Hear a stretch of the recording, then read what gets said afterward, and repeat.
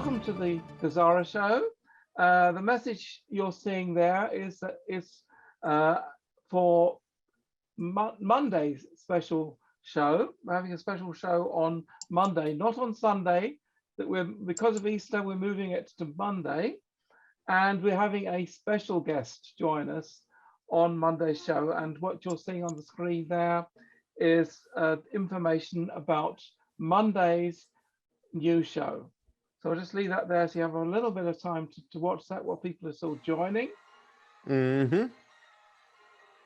And I had an awkward week. The SSD disk which runs my PC decided to crash, and I had to completely reinstall Windows and all my software. And so if anything is not working today, then I must have missed something to reinstall or set it up correctly, whatever.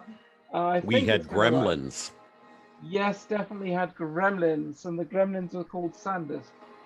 Mm-hmm. A SanDisk SSD, that was the gremlin this time. I had fairies visit me and hide my car keys the other day. Oh, really? Yeah. Yeah. They're probably also gremlins, huh? Well, gremlins get into things and they do things. Fairies are mischievous and they just want, they just mess with you a little bit. Right. We're just waiting for everybody to join us in here. That's right. Just everybody wave hi. Everybody, hello. Hello. Welcome. I'm glad you could join us on this Thursday. Absolutely. And good morning, good afternoon, good evening, and good night to everyone. Billy, especially our friends who are getting up real early in the morning in Australia. This is like 2 a.m. there, 2 or 3 a.m. there, right? Yeah, it is. I'm quite impressed with Australians friends. I was looking through my Israel. We have Israel in the house. Oh, Israel. yeah. Well, that's good. Great. I was looking through my pictures recently, and I found Oregon, the last time I was in Australia was 2005. That was the last time I was in Sydney. South Manchester, South Wales, Tulsa, Oklahoma, South Dakota, the Mount Rushmore State. Yes, been to Mount Rushmore many, many times on a motorcycle. Right. Know it very well. St. Charles, Missouri, Ireland, Northern Ireland, Mississippi, Beaumont, Alberta, Belfast, Glastonbury, Los Angeles. Yeah. Los Angeles, okay, yeah. Scotland, yeah. Sheffield, Joplin, Missouri, Swindon, Scotland, Bakersfield. Oh no, it's in California. Bakersfield. Spring City, Utah, Belgium, that's Iowa, Winchester, UK, Champions Gate, Florida. Yep, Coventry, Belgium, Kingston, Jamaica, man. In fact, I'm making some Jamaican pulled pork right now. Oh, right. Okay. That's in the slow cooker. You betcha. Amarillo, Texas. Yep. Columbus, Ohio. Cannot Hear. I haven't heard of that town before. The what? The Cannot Hear town. Oh, Cannot Hear town. Okay. Is that UK. Anything like dumbass Texas? And also No Norway. Yeah. Norway. Okay. It says No Norway. I don't know why. Yeah. You're all invited over. Yes, if you want to come over and partake of some Jamaican pork, you have to take very small bites because it's not. I didn't make a lot. Okay, just a little bitty taste. Okay. All right. That's like buying one drink for the entire house. Everybody take small sips because I'm only buying one drink for the entire house. Wow, okay? That must be a big drink then. No, thanks, Billy. I'm a vegetarian. That's okay. I make great vegetarian food too. Well, I'm vegan. I don't take meat product, milk products either. So I'm one step more than vegetarian. But if you need some drinks, there's the Rhine behind me. There's plenty of water in there. No, thank you. No, thank you. No, thank you. Back it up. No, thank you. Well, it keeps the show fluid anyway. Yeah, I don't do, like Mahoney does, the different accents and whatnot. I do more character voices that you may have heard over the years. Okay. So. Well, see, I'm involved in the Star Trek project, and we're in the process of dubbing some episodes into German. Oh, yeah, yep, And yep. now the only voice which matches me speaking German is Scotty, because I can put on a Scottish accent in German. And I can actually show you one of the scenes I'm in. It's actually quite interesting. I actually do a pretty good Scotty, you know. Yeah, but Yep. I had to do Scotty in German. You know, it's like when Kirk asked him, you know, why do you always do your estimates on time repairs by a factor of 4? Well, how else am I going to keep my status as a miracle worker? Yeah, well, that's right. I've heard better Scotty impressions. All right. How about Marvin the Martian? Oh, isn't it lovely? Yes, whatever. love the old Looney Tunes stuff. I actually got to meet Mel Blanc one time. Who is Scotty? There's someone here who doesn't know who Scotty is. Scotty is the famous engineer on the USS Enterprise. So we're talking about Star Trek, and Scotty is a very important character. You know, he's the one who uses duct tape to get the ship to work again when things are blowing up. That's right. Using a lot of coat hangers, bubble gum, and duct tape. That's the way we work. No, I did not get a haircut. No, I did not get a haircut. This is just me going, you know, and that's that. It's just all natural. Yep. Well, I did get a trim. You did get a trim? Yeah, a little bit of a trim. I thought it was getting too long, and I looked at the most recent video. I said, no, that doesn't look so good. So it's still not perfect, but never mind. Yeah, this is not anything special. Nobody did my hair for me. I just, that's it. You know, just threw the hand through it, and that's all it is. Okay. Right. Okay. I'm letting it grow out in the back like I used to have it. Okay. So maybe I'll show it to you at some point. I'm getting the ponytail coming back, and I'm hoping to have it down to the middle of my back by Christmas, like I used to have it. And women, whenever you see my hair fully down, okay, not up in a ponytail or anything like that, you're going to be jealous as all get out, because I have the gorgeous girl curls that everybody tries to get with the curling iron. Nope, this is all natural. Right. All right. So it's 10 after. I think we should I think we got everybody in the house that we're going to get right now, or maybe there'll be some stragglers in. So let's get into it, shall we, Peter? Well, somebody just said they would like to see me playing Scotty in German. Oh, so, okay. Go ahead. Let me see if I can get this running. 1 second. Okay, all right, you will just have to accept it. It's only a short scene. It's the introductory scene to the holiest thing from Star Trek New Voyages. And let me see. Have I got the host now? Yep. You got the host. Okay, so let me just show you this. It's only a few. It's only about. But now you'll see me playing Scotty, and it's actually my wife Stephanie who's playing the cadet. Well, the voice, not the actress. The actress is both actors are American. So let me just see if this works.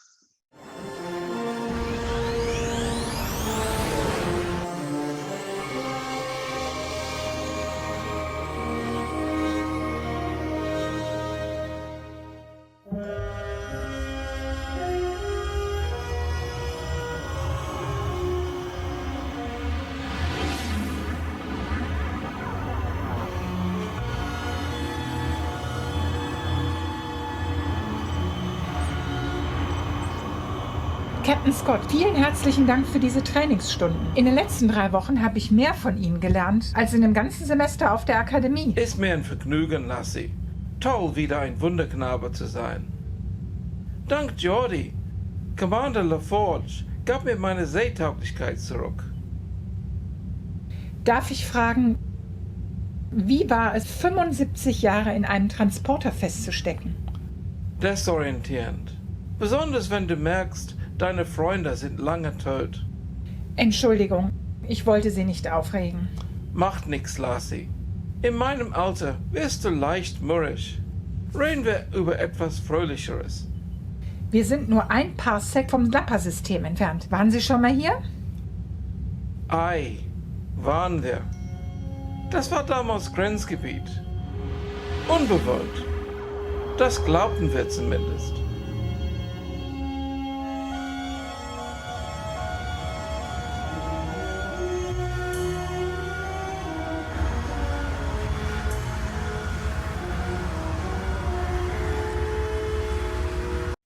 Anyway, that moves on. This is, by the way, this lady is Carol Marcus, who anybody who knows Star Trek will know who that is. So this is, in this episode, it's where Carol Marcus meets Kirk for the first time. And the result is seen in the movies called David. Mm-hmm. If that tells you enough about what happens in the story. And we will stop there. This is not a Star Trek episode show today. Right, but that's very good. I love the voiceover. It's very good. Yeah, so that's me playing Scotty in German. Now, I suspect 90% of the people on this show did not understand a word which was said, but that's okay. You can go to the show on the Star Trek New Voyages website, and you can watch that in English, of course, because English is the original. Just to give you an idea of, you'll have to post that in the chat room there, so, the website. So yeah, I can do that right now.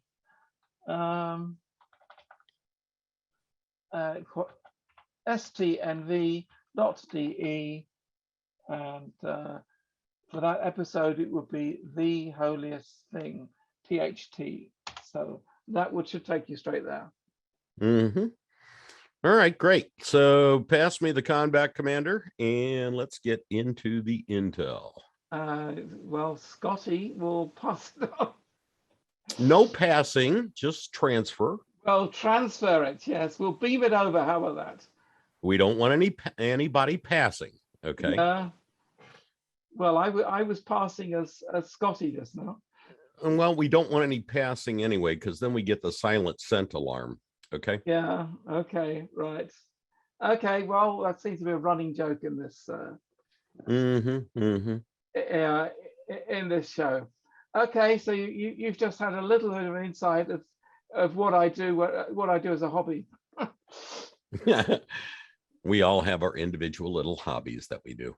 Yeah, that's right. So Star Trek is a bit of a hobby, as is photography and things like that. So I need to find the pictures of me dressed up in full Klingon gear. In full Klingon gear, yes. Well, yeah. People who've seen us running the after show will have seen me wearing a Star Trek uniform. Right, but I'm talking about with the full prosthetic, professionally done, riding a trike. Okay. A motor, big, custom built trike that looks like a Klingon battle cruiser. All right. Okay. So do you speak Klingon as well? No, I don't. I tried to pick up. I tried to pick up some stuff, but I'm not. I'm terrible at other languages. I butchered them all the time, so I just kind of stopped. Well, I can speak English, American, German, and a little bit of French. But my French is pretty poor, to be honest. But I would say very poor. Yes, Gary. Thank you. Transfer the helm. That's the official language. Transfer the helm. Okay. There you go. Okay. Yes, number one. So first of all, those who are here right at the beginning of the show will have seen the notice. Our next show is not on Sunday. It's going to be on Easter Monday. And we're going to have another special. And I've already talked to the guy about this, Gerd Steeger, as a friend I've known for over 40 years. Probably the longest friend I have in Germany. And he doesn't even live in Germany anymore. He lives in Portugal now, in Lisbon. And I got to know him as a computer programmer. In fact, he learned a lot about computer programming from me. And so a very sort of logical thinking person. until he got involved in some events which made him think differently, because he was always like, oh, you have to prove everything, and I won't believe it unless I see proof and stuff. And then his mother was dying, and he'd heard things about talking to dead, and he thought, well, he thought he would try it out. He's a logical thinking thing. He spoke to his mother about this. He said, look, when you're on the other side, I'm going to go and find some lady who talk, claims to talk to the dead, and then I want to talk to you about this particular topic, which only you and I know. No one else in this world knows about it. And if I manage to contact you when you're on the other side, then tell me about this event. Okay, that was agreed. And sometime later, his mother did die.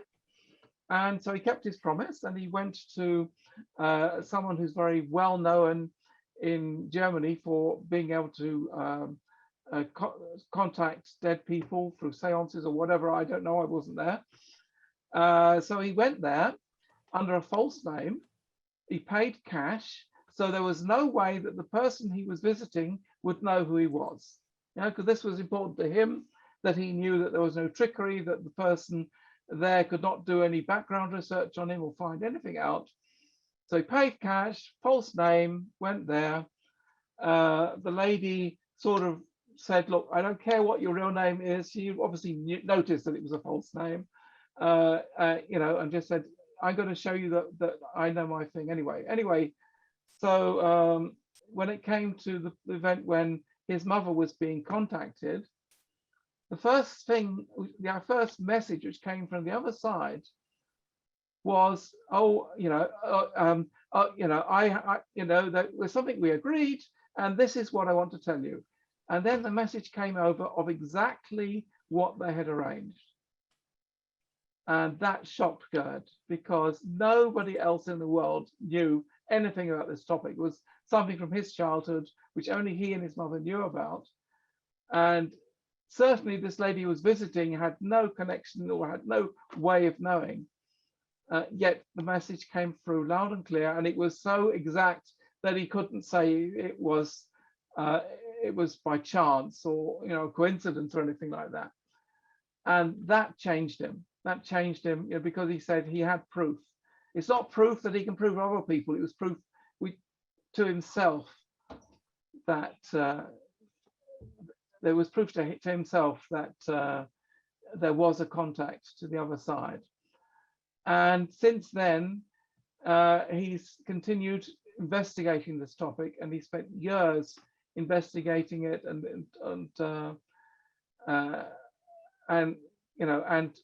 he wrote all these reports into his notes. And at some point he said, what should I do with my notes? And then he started writing his notes up in a book. And the book is called, what was it? Something, Love Your Enemies. Yeah. And he wrote it in German, and Liebe deine Feinde is the German title. And at some point he thought, well, he needs an English version. So as he knew me, I got the job of translating it into English. Now, when I got the book to translate, was the first time I actually read the book. So I hadn't actually read it before.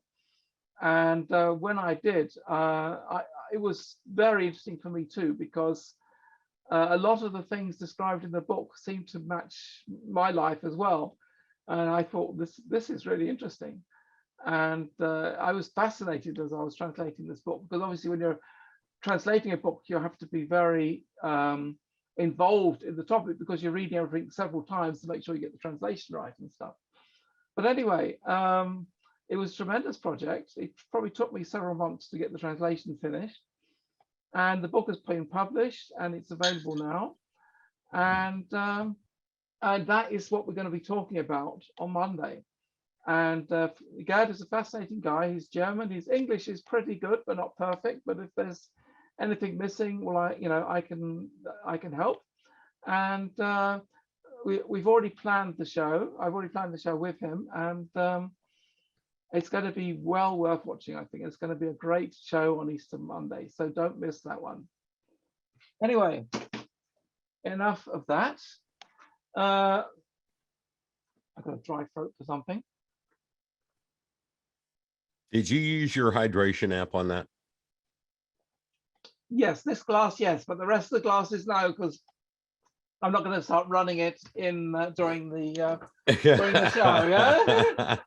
So the first glass, yes. The rest, unless you want to wait and hear the music playing for a couple of minutes. No, that's okay. Let's get into what we got to get into. Yeah, I do normally use it, and I also do spray myself often enough. Keeps me nice and alert with my life water. Oh yeah, I can already feel me getting more lively. I'm always amazed how quickly that works. Right, so let's get into some Intel. And wow, is there a lot happening right now? Now, this is where the other show would say, but I can't tell you about it, right? Mm-hmm. We're not under NDAs. We're not under NDAs, no. So right. let me take these headphones off so I'm not distracted, and let me go through the news. And well, I had to mark too much. I'll probably have to leave something out, but to summarize it, we're extremely close. I mean, literally, Easter is when the whatever hits the fan. Between Easter and May is when we get the chance to exchange our currencies, and the world gets the announcement of what's happening at the beginning of May. Before the beginning of May, the rest of the world will not know, unless they happen to be listening into our groups, of course. Yeah, the groups of the people who know about it. So basically, for us, it's between now and May that we should, if all goes well. We always have to be a little bit careful with dates, but if all goes well, between now and May, we should get the opportunity. There was just a little hiccup here this past our week. Actual appointment will be before May. Just that we will get the opportunity to phone, say, I need an appointment, because a lot of people come in, maybe that it's in May that we get the appointment to go to them. Don't worry about that. But anyway, it's getting exciting, folks. But we're not over the problems yet. So let me just go through here. Rothchild-owned central banks in 36 countries have already closed or are closing due to bankruptcy. The QFAS is now completely ready. Everything is in place. Every asset is registered, verified, and 18 countries have already stepped away from their central banks. The US government incorporated is bankrupt. Congress has been closed, with the members having received their final paycheck and told, don't bother coming back. For all intents and purposes, the US Treasury in Washington, D.C. Was also shut down, with buildings closed and locked. So Washington, D.C. is probably not the hottest place to be right now. The new US Treasury is located in an Indian reservation near Reno in Nevada, and very busy there, as you can imagine. The transfer of wealth, the greatest transfer of wealth in Earth's history is about to take place over the Easter weekend. Well, that's pretty now, isn't it? Meaning GESARA and NESARA could be announced this Easter weekend. I'm not sure that's right. From what I'm hearing, it's going to be the May the 1st, May the 2nd when it's going to be announced to the public. MarkZ tells us, I'm told Easter week is a go. The bond holders are expected to be paid later in the week or early next week. Bondholders' contracts say that all transfers back and forth to settle bonds have been going very smoothly, no problems. It is still event driven, so they're waiting for the event, whatever that event is. Well, maybe we'll come to that in a sec. they alluded to things being done within the next week or so. It's very close. So it could be that in the week of Easter, in other words, next week, that some event will happen. It's very possible that that event could involve royalty deciding to move on to the realm where Gerd can talk to them. The nether regions, more specifically. And Iraqi contacts are also saying that the dinar should have a new rate as of today. I haven't actually checked that out yet today, so maybe often when they say an event happens on one day, you don't hear it, you don't actually get the news or the confirmation until the next day. So I'll be looking at that tomorrow morning just to see if it's been announced. Redemption centers are fully staffed as of today. We are expected to be able to be notified about the foreign currency exchange ZIM bond redemption appointments at the same time the bondholders receive liquidity. Now that is going to be the week following Easter. So so we should get the announcements basically directly after Easter if things go well. Deep state owned central banks around the globe are on their way out. There are 22 countries that were rid of the Rothchild bank, and 40 more nations are in the process of closing those banks in the countries over the following 7 days. By Sunday, May the 1st, the global currency reset to gold asset-backed currency of 210 nations was expected to be announced. So no public announcements before May the 1st, yeah? So don't complain if it's not in the news after Easter. It's 1st of May, could be 2nd of May, that the public announcements about this all are happening. It's to our advantage because that means we have a chance, if we can, to go to our appointments before everybody else is aware of it. Then we get our money and so that we are just slightly ahead of the game. Fantastic. Make sure you keep watching our channels because as soon as we hear news, we're obviously going to be putting it out. We're not going to be delaying. So basically, we're expecting the public to be made aware of this all on the 2nd of May. So it's mainly the BRICS countries. BRICS means Brazil, Russia, India, China, South Africa. Those are the BRICS countries, but more countries have joined as well. They've all removed their Rothschild banking systems, including Iraq and Iran. They've also joined in. The St. Germain's assets, that's the funds which are being used, I believe, to pay for the ZIMs, is now also in the quantum system, and distribution has to take place in the quantum system.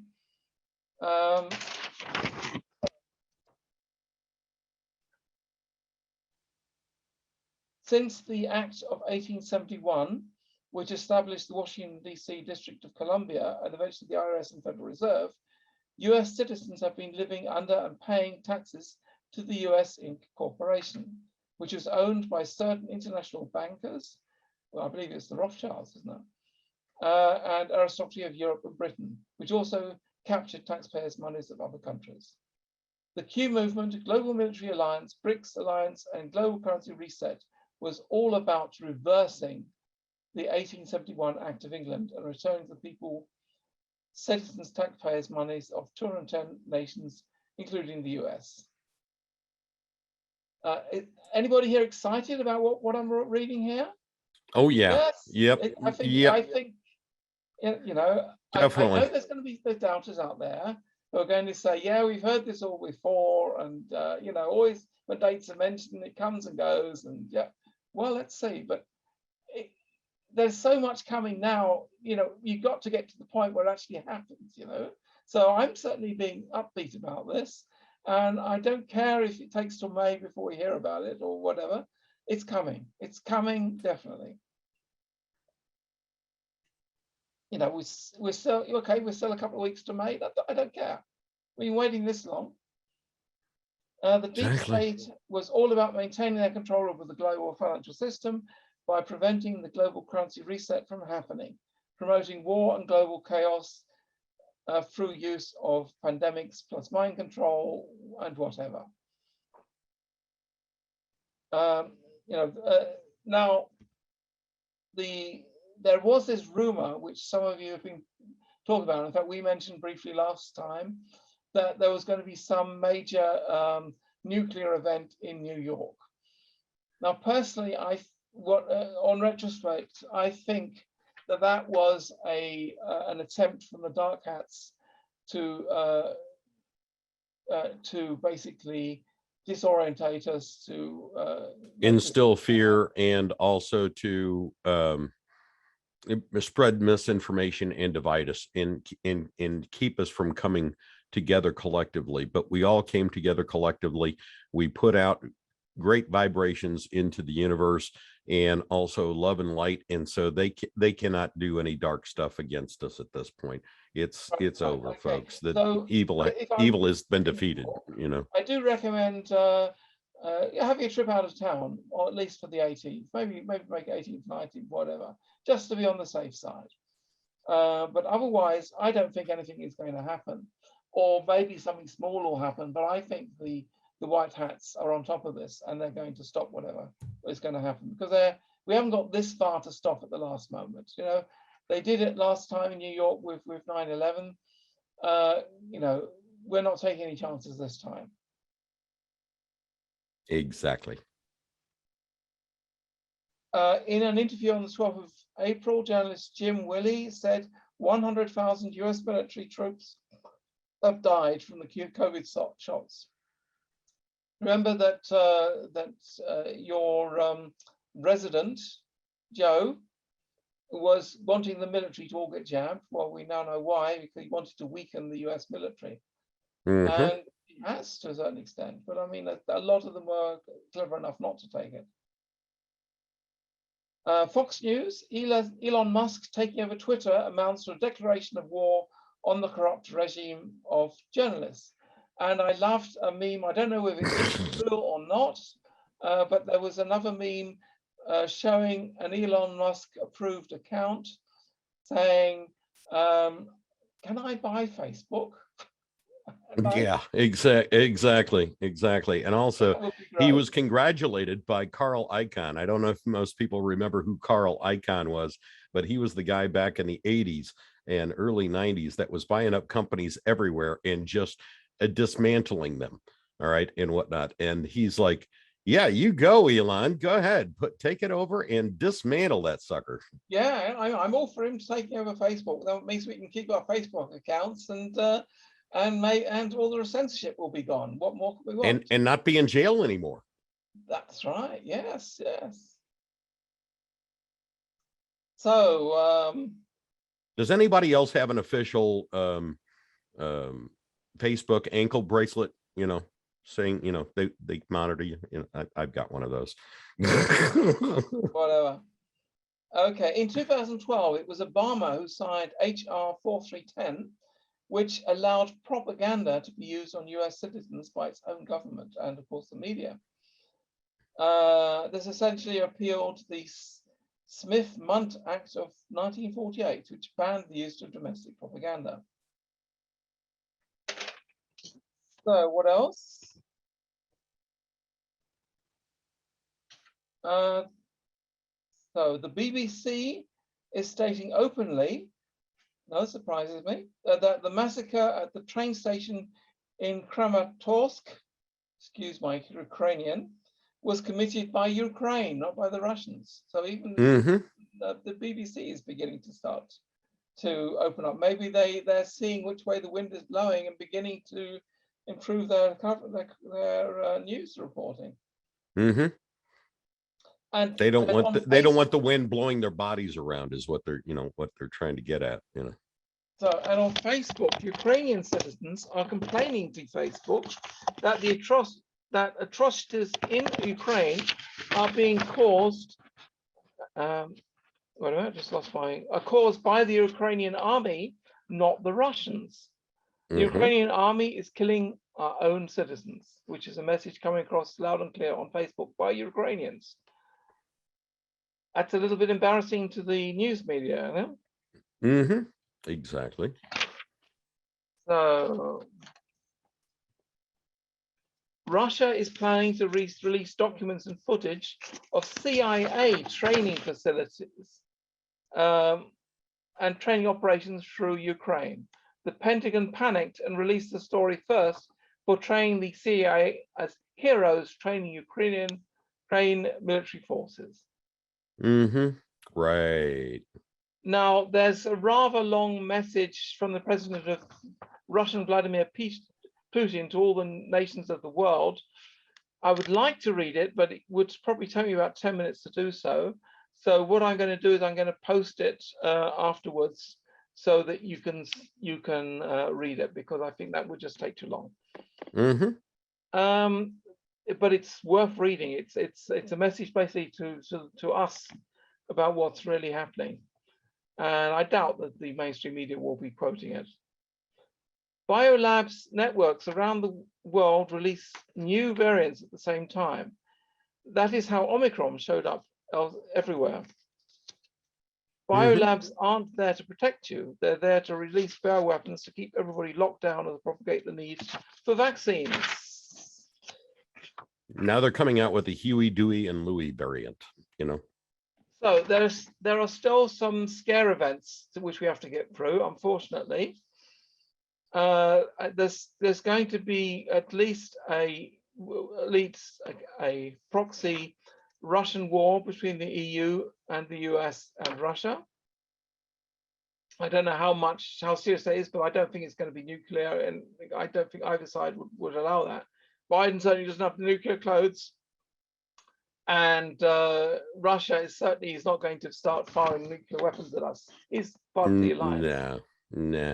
I think there will be a scare event to wake up those who are still fast asleep. The same applies also between China and Taiwan, because there's a lot of deep state activities in Taiwan. Yeah, that's why America has been so intent on protecting Taiwan from China. Exactly, same reasons they do for Ukraine. There's also going to be battles on the India-China border. Pakistan, Afghanistan will face off with Iran, Russia, and China. The Middle East will erupt into battle. Saudi Arabia, Iraq, Iran, Jordan will launch battalion against one another. Turkey and Kurdish exchanging fire. So we're going to go for a rough week, folks, a week or two, with wars before this all comes to an end. You know what would really be? Will be a sort of not real wars. Yeah, you know what would really be funny though, Peter, is if the arms that go up against each other, like Iraq, Iran, Russia, and things of that nature, they start running towards each other like they did in Braveheart. The Irish versus the Scottish, and then all of a sudden stop and start shaking hands and welcoming each other. That would be cool. Yeah, that would be great. Yeah. So let's get that page. Let's see what else I've got. Oh, right. Okay, that was basically it, because it's slightly shorter than I envisaged, because I skipped the long bit with Putin. Although that's certainly worth knowing about. Yeah, make sure you post that in the chat room and also on the forum. So that people can read that for themselves. Yes, it was very good. It's very good, actually. You've read it already, eh? Yeah. Yeah, I did. Okay. All right. So, any how thoughts about the intel before we get into the Q&A? Have you read Gerd's book yet? I know you've started. I'm halfway through it at this point. I'm halfway through it. I'm taking my time reading it so that I can formulate some questions for him for Monday. So what's your first impression? My first impression is that he's very insightful into connecting with God in parable ways. Okay, the same things as you find parables in the Bible, in telling stories of how people would connect. Okay, very, very, very, very good. Very good. Yeah, a lot of people find these books fascinating. I certainly found it fascinating when I was translating it. And well, like you said, it reminds me of the book that's called Conversations with God. That's right. Yes. It's very similar in that respect. So if you've read that book, you'll like the book by Gerd for sure. To set the stage, what happens in the book? is the book starts with Gerd basically waking up in the morning, perfectly normal day, goes out to the beach and sits on a park bench, at the beach looking out at the sea. And suddenly this old man comes towards him and starts talking to him by his name, calling him Gerd. Yeah. And Gerd looks at him and says, I've never seen this guy before in my life. But, this guy says, can I sit next to you? And so, yeah, sure. And so he sits down on the bench and then they start talking. And this guy seems to know an incredible amount about Gerd. And Gerd hasn't got a clue who the guy is. And his name is Raphael, the old man. And that is the basis for a narrative where they go into a whole series of events which are described, which are incredibly interesting and fascinating. So that's kind of, that part of the story is fictitious. Okay, was just basically to give it a framework. But what he's talking about, the stories he's talking about, are mostly true. All right. But anyway, people, somebody asked, what was the hiccup that was mentioned yesterday that kind of closed everything down for just a few. The hiccup was they found somebody trying to use stuff that was being transferred on the QFS for nefarious purposes, and they had to shut it down. One of the banks that they thought was good actually was not, and they weeded them out. Okay. Do you know which bank it was? No, I do not. Okay. All I know is that was the hiccup, and they were still trying to weed out some of the bad guys, and they tricked them into using it the way they wanted them to use it so that they could weed them out. Okay. Right. I had a hiccup as well, but mine was more technical nature. My Windows PC decided to crash on me. I have drive C on a SanDisk SSD drive, and basically from one day to the next, it decided no longer to work. The data was not available. I could not boot, nothing. All I could do is buy a new disk and start again and completely reinstall everything. And well, I'm good on, he had a fun couple of days. I kept checking in with him, and I texted him last night at about 7 p.m. my time, and which is about 2 a.m. his time. And he's still at it. So, I was still fixing it. Yeah. Yeah, exactly. So I still haven't got everything working the way it should be, but I got most of it online ready. And so of course that takes away all your time to do the things you want to do. Because you're just reinstalling software and getting it all done, and luckily, because I have a good data backup in place, because I'm an IT guy, so I know what backups work, how backup works. So I don't seem to have lost any important data. It was just an annoyance rather than a data loss. Right. All right. So let's get into it. Patricia.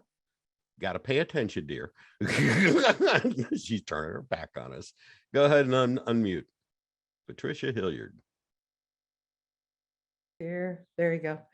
There we go. When he started talking about backup, I had to turn around and check my connections. Yeah. Right. Yeah. It's this week I was really pleased about, but unfortunately there are still a couple of passwords I haven't worked out yet, so I can't access my network because I just don't know the password. I may have to reset the router. I don't know. Well, we'll have to remember you when we have the same issues, because I know nothing about IT stuff. Right. We're geeks. Yeah, I'm definitely. I love geeks. Geeks are my favorite friends. First of all, whenever I have a dumb look on my face, I went from 1972 to 6 years ago without a TV. I hardly watched any movies. I don't know characters. So when you guys are talking about Star Trek, I'm always like going, what do they mean? Oh, right. Okay. Yeah. Well, Star Trek's still on today, so it's not like Star Trek is unknown. Yeah, but I only watch YouTube and Zoom stuff on my TV, and I don't use it as a regular TV because I like. You can watch the series I was working on YouTube, totally free. Yep. Exactly. So in the past week or so, I pick up information about 3 popes. And I think, Billy, when we did the chat the other night, somebody talked about it. And I'm doing a search on Brave and I can't find anything other than there were 3 popes in 1978. Can anybody give me any insight on the Black Pope in Vatican and There are Francis? 3 popes, okay? The white pope, the black pope, and the red pope, okay? The black pope was taken down about 2 years ago in Japan. So that's the red where he, pope, that's where he was when he was taken out. okay. All right. The red pope, all right, I believe was taken out in South Africa some time ago. All right. Which only, and this was just after Pope Francis was coronated, all right, if you will. And all was left was the white pope. All right. And he has been taken out at this point. Everything you see about the Pope right now is just CGI, old footage, or, you know, somebody, you know, that's playing him, you know, an actor playing him at some point, but you don't see him up close and personal anymore. Okay. So is there anywhere I can go to find out why there were 3 popes and real information on that, so I can just satisfy my curiosity? The Black Pope basically took care of the finances of the Vatican. Okay. Okay. That was the financial wing. All right. The Red Pope was the child trafficking, the adrenochrome, the things of that nature. Okay. Okay. Henceforth, the red and the red shoes made from human skin. Okay. Well, human blood, wasn't it more? Yeah, it was blood. Yeah, No, exactly. human blood, not skin, blood. Well, human blood, human skin, it's actually both.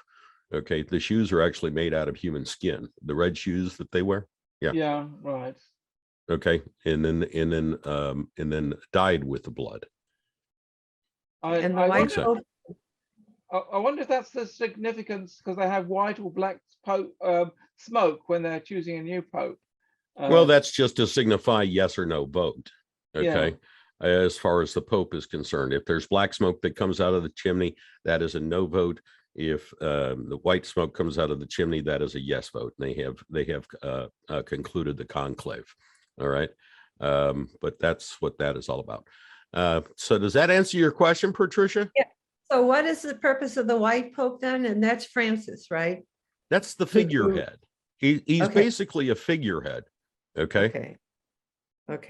And he is the one that Trump went over to visit in 2018 when he capitulated. 2017. Yes. His initial visit was to Saudi Arabia. He went to Saudi Arabia first, then to Israel, then to the Vatican, then to Brussels, and then to London. Okay. I might ask you on the chat to send me a link so I can even get in. Yeah, we can talk about this more on Monday when we go into our deep dives into history on my chat channel on Telegram. Okay. Thank you very much. All right. Thank you, Patricia. Grant. Thank you. Hello, Grant. How are you doing today? Hi, Grant. Okay. He's got to unmute. He's working on it. Yeah, not quite there yet. No, now we're there. There we go. You surprised me. I wasn't expecting to get on that quickly. Well, that's what it's all about, being surprised. Yeah. Hey, Peter, I got a couple of things for Peter first. Okay. As Charlie says, I was a naughty boy the other day. There's 2 things you don't want to do early in the morning. Work on your credit card statement before you've had coffee. Okay. Right. And I accidentally I didn't mean to, but I shut down PayPal. So it's like $10 or whatever. You guys sent me something saying you're no longer on, and PayPal says you no longer can use it. And I went, oops. So I called the credit card company. I straightened it out. That's been straightened out. So Grant USA was shut down. I came back as an alias, Grant S. Oh, okay. Yeah. Okay. Just leave Grant USA down. I think there'll be a credit for something, give it to somebody. I don't care. I mean, you're talking $3, $6, right. maybe. Okay. It was my bad. Right. I don't use PayPal that much. And so when I saw it on my credit card, I went, $10 PayPal. and I hadn't had my coffee yet. What can I say? You know? Right. All right. Yeah. It happens. It Let me happens. point out what happens there, because it's happened to a couple of people. Now, I run a company which is actually not very active called Gadget Heaven. You know, because I like gadgets, and due to the connection with Gerd, I have a sort of a spiritual connection. So I thought, what better than to call it Gadget Heaven, combine two things into a company name. And so I set up this about 3 years ago or something like that, with the idea of marketing gadgets. But it never really got off the ground, and I got so involved in other projects that I was not really investing much time in doing it. So it's a little bit of a dormant company. But when I had to set up this project, you know, we basically had 1 week to set up a website, a subscription system, and be able to start things. Because after we got kicked out of the after party, and we didn't want there to be a gap. So we wanted to get the whole system up in 1 week. Now I needed a means of charging the customers, and the quickest and easiest thing to do was to use what was already there, and that was the Gadget Heaven system.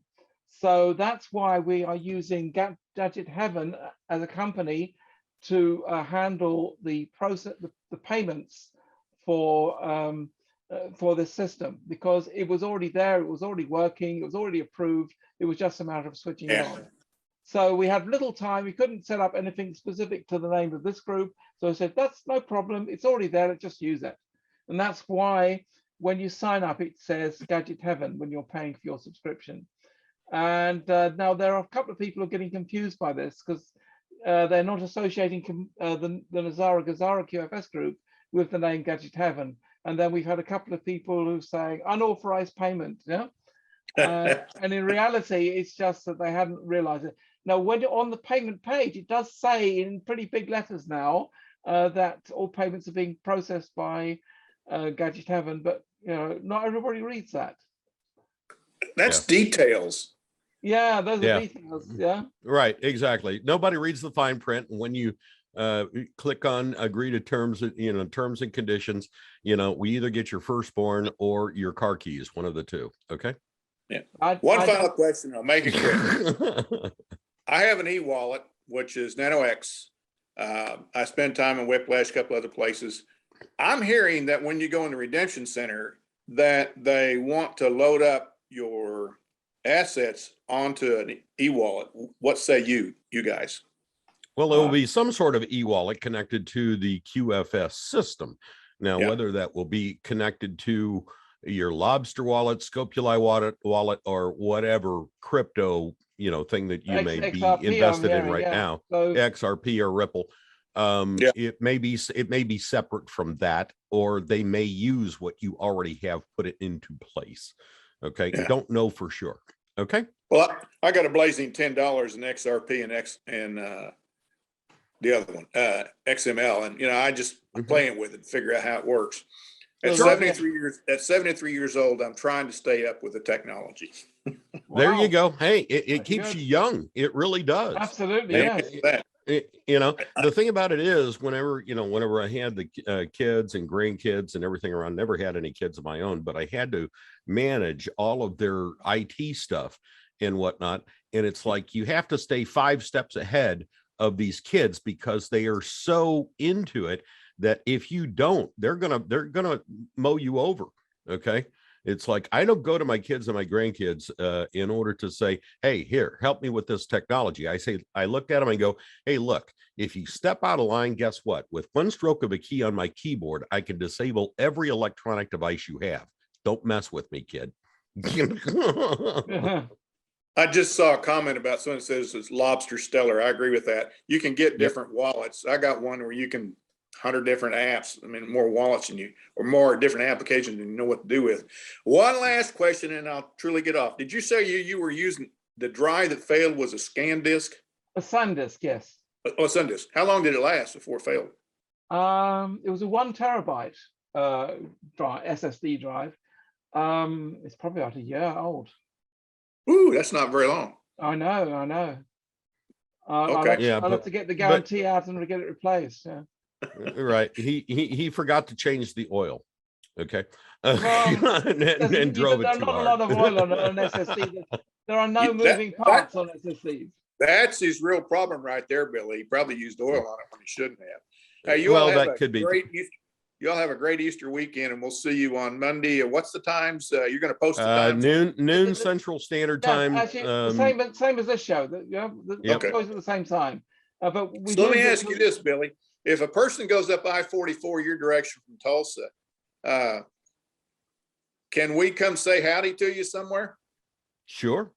Just let me know when you're on your way. I'll meet you at Valley Park there. Okay. Well, I'll buy you lunch. All right. And there's a little place in Valley Park that is called Bobby's Place. Okay. Not heard of that. Look it up. Okay. All right. Bobby's Place is the namesake of Bobby Plager, the famous hockey player, okay, from the St. Louis Blues. And my nephew is also one of the bouncers there. Well, we've got to go into Missouri and see some of the outlaws that are in one of the graveyards, and we call them outlaws. Some of the relatives, right. And we haven't done it forever and a day. And I said, if we're going to do that, we might just want to trot up I-44 and say howdy. When you said outlaws, I thought about this Friday night because that's at Federation Speedway just south of us here in Peevely. We'll have the World of Outlaws sprint car, coming in, and I'm going to go there Friday night and watch the races. It's one of my passions. So, yeah. All right. But anyway, thank you, Grat. Have a good Easter, man. Both of you. You too. All right. See you on Monday. Yeah. Ashley, on your iPhone 7, what you got for us today, Ashley? Hi, sorry, my camera's not working right now.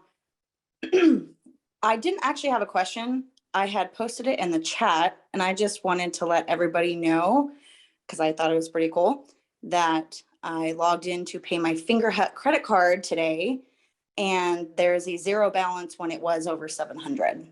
Wow. So I didn't quite understand what significance of that was. Well, I'm sorry, Fingerhut is a credit card that you here in the United States to purchase goods and just simply goods. It's only for catalog. Right. It's the same thing as a Best Buy credit card, Home Depot, Lowe's for the individual store itself. And Fingerhut is an online purveyor. They also have a few brick and mortar stores around. But exactly. Yeah. I keep thinking that it's a mess up, so I keep going back, refreshing. Nope, still zero. Yeah. So basically, if I understand you correctly, you owed the money, and now you don't owe the money. Is that right? Well, yeah, my balance yesterday was over 700, and today it says zero, and the minimum payment is zero, and the date is NA. Mm-hmm. Not applicable. Yeah, of course. I had my Amazon card zeroed out. It had a balance of a little over $250 a month ago, and now there's no balance. That is awesome. I just wanted to come on and let you guys know to give everybody a little bit more hope. Well, congratulations, Ashley, and I hope we will all be joining you in similar exciting news. All right, thank you so much. Have a good one, guys, and also thank you too so much for everything you guys are doing. It's a pleasure. Thank you, Ashley. Appreciate it. We're all excited about what's happening in the world right now. Exactly. Thomas Elliott. Hello, Thomas. Hello, Billy and Peter. Lovely to see you all again. Yes. I was inquiring about the EBS, but also about the EBSs. There's talk about these analog recordings that's going to be playing out as part of the EBS broadcasting. Is this still something that you think will be EBS or on mainstream media, or do these analog recordings actually exist? Well, I've been hearing that the analog recordings were made of the courts, that the people they were arresting and the court cases were recorded on analog video, apparently to prevent digital manipulation. And these videos were going to be played back to us all during the 10 days of darkness. So I believe they're going to use the existing media channels so that we can just switch on our TV and watch it or whatever during these periods. But how exactly it's going to look like, we're all waiting to find that out.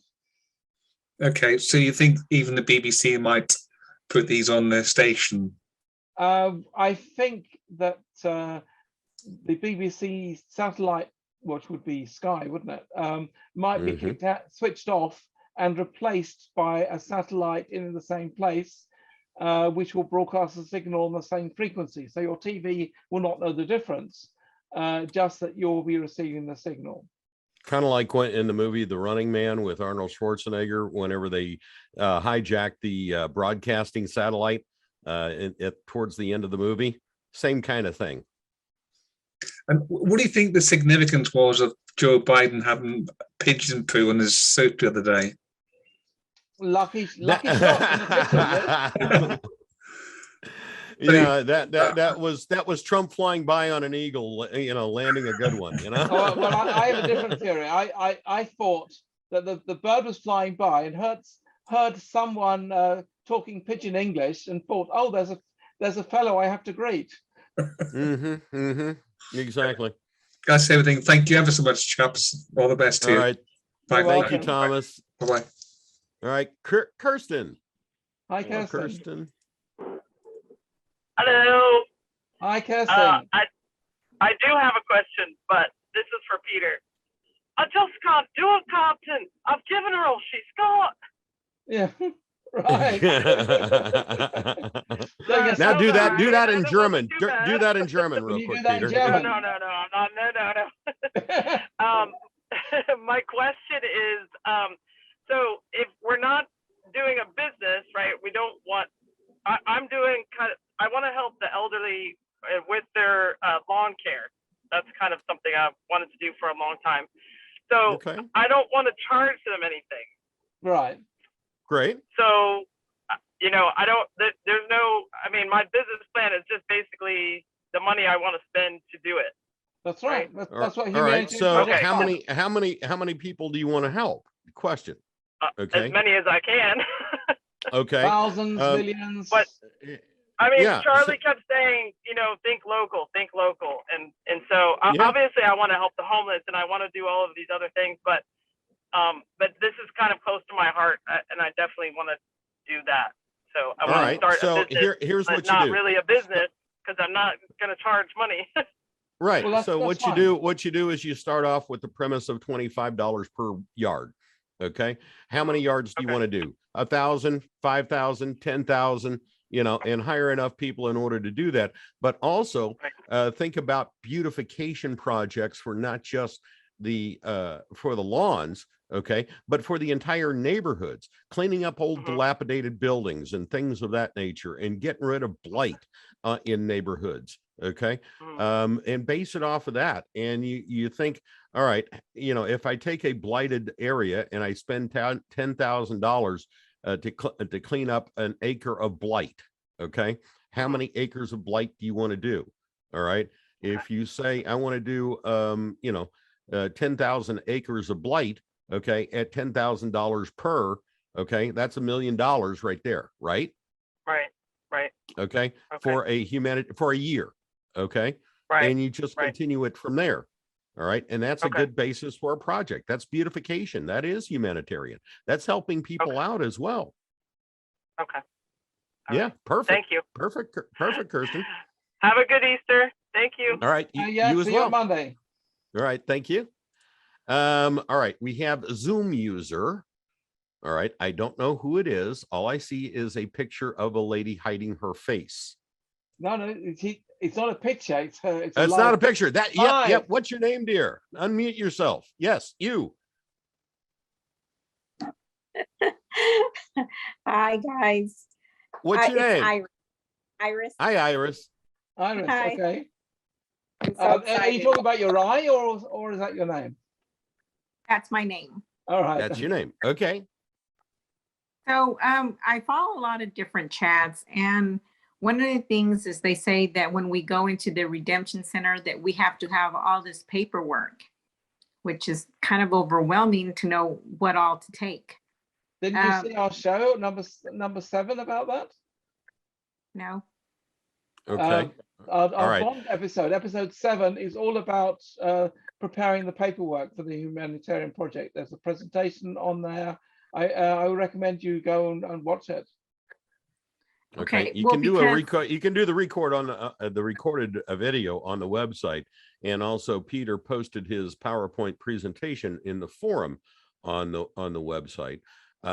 So it's really simple. Don't overthink it. Okay. Well, All you need. so let me tell you what one of my questions is the revocable living trust. Does that have to be already ready and notarized before we go to the? No. No. You don't need a trust. You can go there without a trust. You can sort out any trust, and because any existing trust will be in the old system, and we're moving into a new system. So any existing trust will be based on the current banking system and the current laws, and we're moving into a slightly different new system. So that you do not need a trust when you go to the meeting. Okay, and since I'm doing the humanitarian project, do I need to have my EIN number? No, that is the business equivalent of a social security number. Okay, right? Right. No, I don't think so. No, you wouldn't need to have that. Okay, because your humanitarian you're thinking in today's realm. All right, as far as paperwork and everything that would go into it. All right, rethink that. Okay. We're going back to common law, not legally, not the legalese that we currently have. Okay. Yeah. Well, the only reason I'm mentioning this is because, like I said, I follow other chat groups, and they have all these printables for us to print out and get prepared before we go. And it's kind of like, gosh, this is a lot of wording that we don't understand, and it's kind of hard to try and teach ourselves all by ourselves all this stuff. Basically, you have to put together a story about what you want to do. You have to write out, this is my dream. This is what I want to do. This is what I want to achieve. This is how I'm going to do it. And these are the numbers which back up my planning. So to show you that you thought through what your costs are, what your outgoings are, what you need to do, who you need to employ. And so I have all that ready. Yeah, and if you put that all in about 10 pages, you should be okay. So if you look in the chat, all right, right now, Stephanie Moffat posted the direct link to the proposal setup. Okay. Right up above there. Okay. And I'd like to get rid of my trailer home, but not just yet. I am a redneck. I have a home that is mobile and 14 cars that aren't. Okay. So don't want to get rid of my trailer yet. Right. But thank you, Robert. I appreciate that. All right. But anything else? Anything else? No, thank you. You're welcome. Thank you very much. You're Have a welcome. happy Iris Easter. user or Irisum user. All right. There we go. All right. Kyrki. Hello, Kyrki. Regular. Hello, Greece. everyone. Yes, we're in Greece. How's everything in Greece today? It's getting warmer, but I saw some chemtrails as well this morning. Oh, really? Yeah. Are you in Greece now or in Cyprus? No, I'm in Greece. I'm in Athens. In Athens? North of Athens, about 8 kilometers. Oh, okay, great. Yes. That's not a place I've ever been to. Well, maybe I'll get a chance at some time to. You're very welcome, Peter. With open arms, come with your wife or family, whatever, and we'll find a way to accommodate you. Okay. That would be cool to meditate at the Acropolis. I think that would be absolutely cool. Maybe we can do a live show from Athens. We can arrange that. Now, I've got a couple of questions and something to share with everybody. Shall I start with the sharing? For some reason, I got informed that tomorrow on Friday, banks will be closed, will not be working. Now, if you don't realize, in Greece, we have the Greek Orthodox Easter, which is next Sunday. Yes. On the 24th. Right. So there's no reason, apparently, for our banks to be having a Good Friday and a bank holiday or a day off. But I am just, wondering, and if you agree with that, this thing happened exactly the same thing happened last year, which I think it was to take the days off for globally, and never mind we are Orthodox, our banks will be closed on the Good Friday, that the banks are going to be to restore the whatever. Yes. Would you agree that does it mean something that? Well, I'm not familiar with bank holidays and banks in Greek or Greece, but I don't know. I mean, you will find out tomorrow if the Greek banks are closed or not. No, but it seems to me that they are relating with the banks of all the world globally to transfer the system and to take the chance of being simultaneously, not being the next week. Yeah, I mean, they are saying that the banks need 3 to 4 days to do the transfer, and it makes sense to start on tomorrow, when a lot of the world has a public holiday on Friday, Good Friday. Then you have the weekend, Saturday, Sunday, and in some parts of the world, like here in Europe, we have Easter Monday also as a public holiday. I don't know, is that public holiday in the USA? I'm not quite sure. No, and Easter Monday is not considered a holiday. Only Good Friday, is, and that's tomorrow for us. So whereas here the banks will be closed on Monday as well. I think the banks will be closed on Monday, but it's not an official holiday. Yeah, it is here. It is here. Yeah. Okay. So so anyway, that's an ideal time for the banks to do the switchover. And if you really think about it, Orthodox versus traditional Easter this weekend versus next weekend, what is the difference in between the two? About 10 days. Oh, that's about between the calendars, isn't it? Yeah. Exactly. All right. So that the timelines are starting to come together. Yes. That's right. It's certainly getting exciting. My major question tonight is, with the 50 trillion that I got in the end instead. Yes. They send me a present of a 20. Okay. Okay. It's $20. All right. Yeah. So, No, it's 20. Right. That's $20. The other one, I think it's even more. Do I change that with the going to the bank next day, or is it something that is just? You can do it with your appointment or at a regular currency exchange. I would say to the appointment, and every bit helps. Yeah. Yep. Exactly. All right.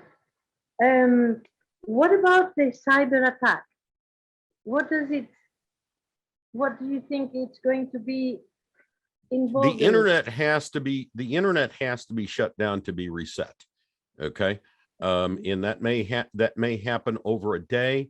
It may happen over 3 days. Don't know for sure, but I don't think it's going to be that long.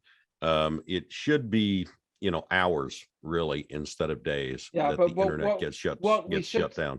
Well, we should tell people, if you have important data on Google or any online drives or emails or whatever, download it right now, because you won't be able to get it soon.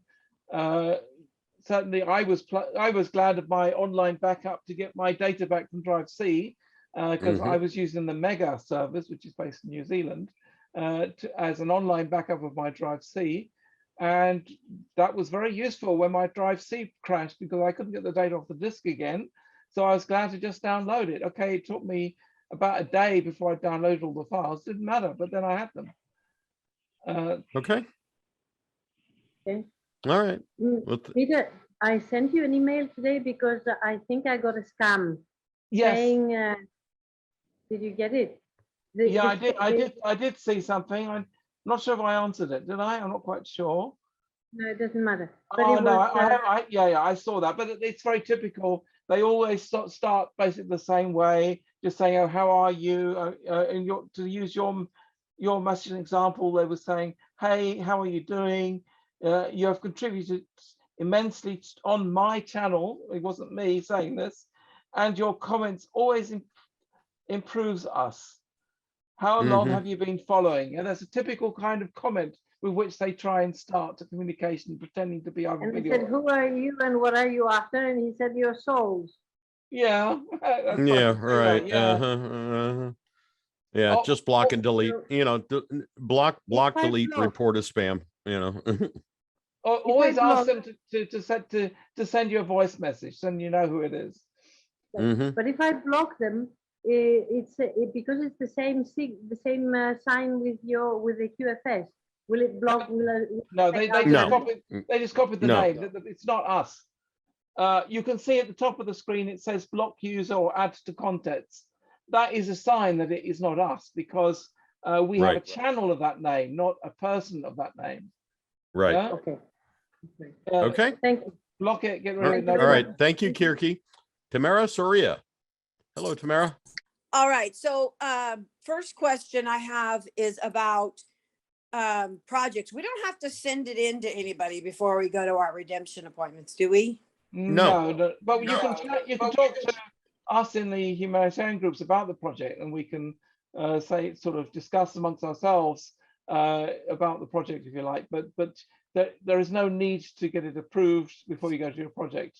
Just make sure that it look, yeah.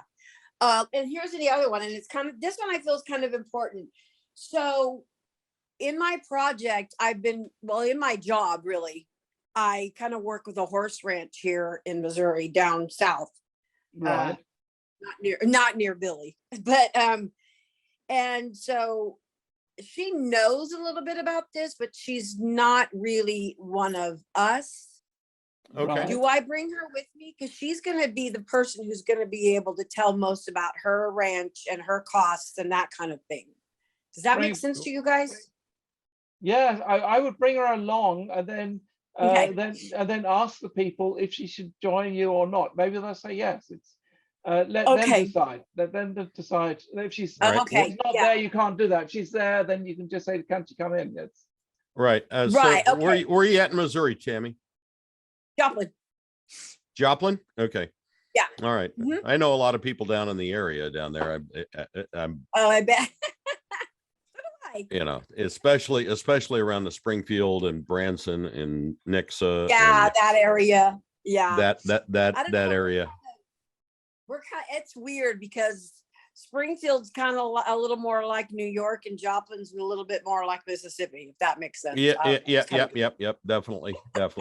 All right.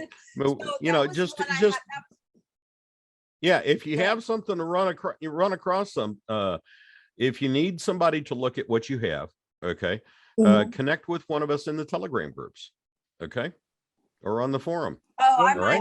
might do that if you don't mind. I just don't want to be bothersome because you guys are so busy, you know? but we are that's true. Well, we're Right. busy. We're busy, yes, but we're also available to help people as much as we possibly can. Okay, that's Okay. what this is all about: is coming together and helping people. That's right. All right. yeah. I just hate to be bothered. That's all. I know people. It's I mean, not a bother. Yeah, okay. I mean, this last week I didn't have time to help many people at all because I was pulling my PC apart trying to get it working. Oh, yeah, I've had exactly. my son's a PC nerd. He knows all about it. So I luckily don't have to worry about that, but I know what the pain in the butt can Oh, be. Well, I that's know a blessing. I knew what to do. It was just a matter of doing it. Yeah. Right. Yeah. Exactly. Okay. All that right. was it. Thanks, guys. Thank you, Tammy. All right. I have another Zoom user that's driving a car. Who looks vaguely familiar. Who looks vaguely familiar. Although Go ahead and there's no unmute. shout. There you are. Hello. What's your name? Is that me? Yes. Okay, Sandy. Sandy. Hello, yes. Sandy. I think we've Hi spoken there. before. Yes, we have once before. That's why you look familiar. Peter, I appreciated your Star Trek and your Scotty in German. Very good. Oh, right. I'm glad you liked it. Yes. Yeah, it was fun. You're a funny guy. Yep. Go ahead. Carry on. What is your understanding for the Vietnamese citizens? If they're all cashing in their Vietnamese dong, how is their system going to work with all of these people being instant millionaires? Well, that's an interesting question because there could be a different internal exchange rate there than there are for the rest of the world. I know that's happening with the dinar, but all the same, it's a country which is poor. So any improvement is going to help the country.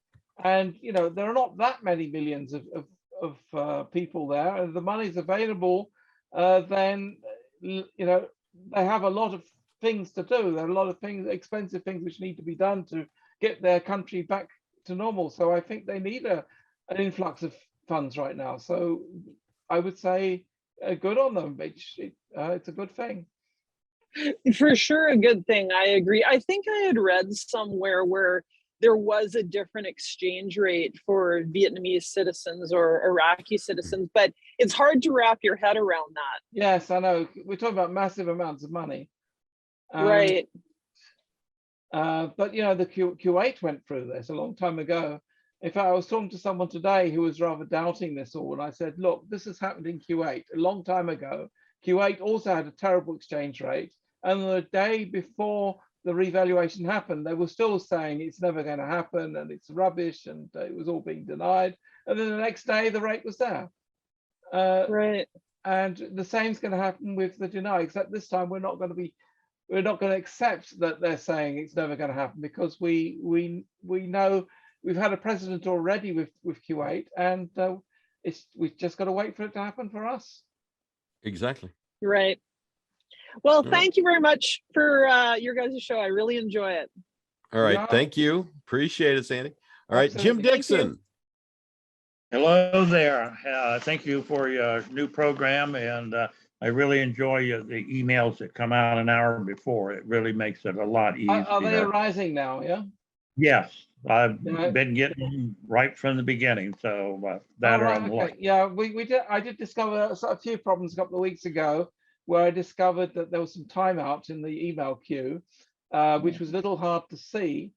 And that was causing some people not receive emails, but I managed to fix that. I just had to change the number of emails being sent out every minute, and then there was no overflow in the queue, and then all the emails went out. Since then, we're not having any bounce backs, well, at least not any bounce backs which are due to us. So yes. Anyway, That's carry on. good.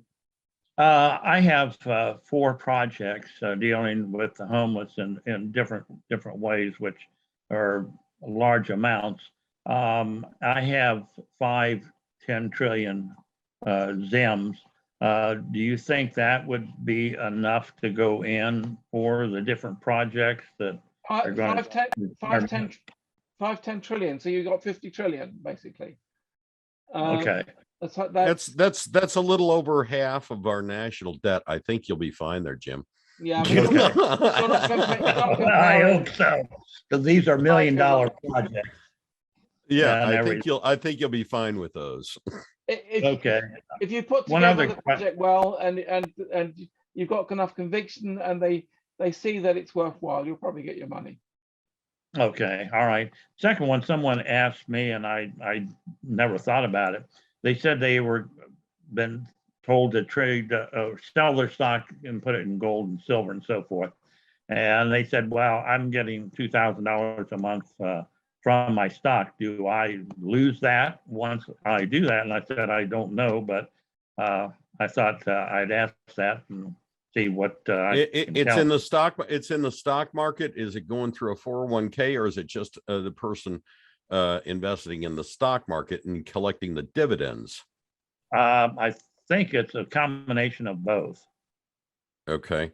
Anything that has to do with the stock market right now, depending on what it is invested in, I would be leery of. If it's not precious metals backed, you know, you're taking a risk. Okay, like they say.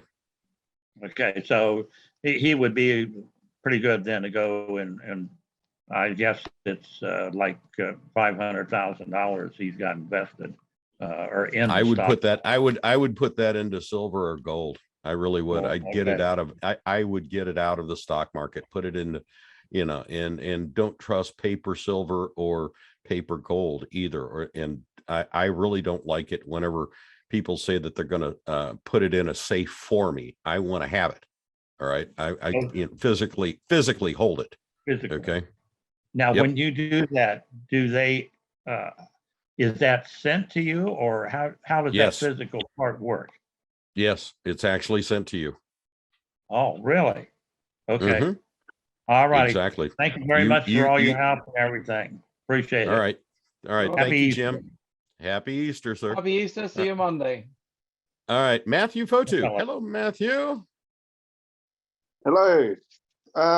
Question. NDAs at the redemption appointment. What can and can't we talk about? If you know any That'll be information. written in the NDA, but one thing is for sure, you won't be able to talk about the exchange rate you get.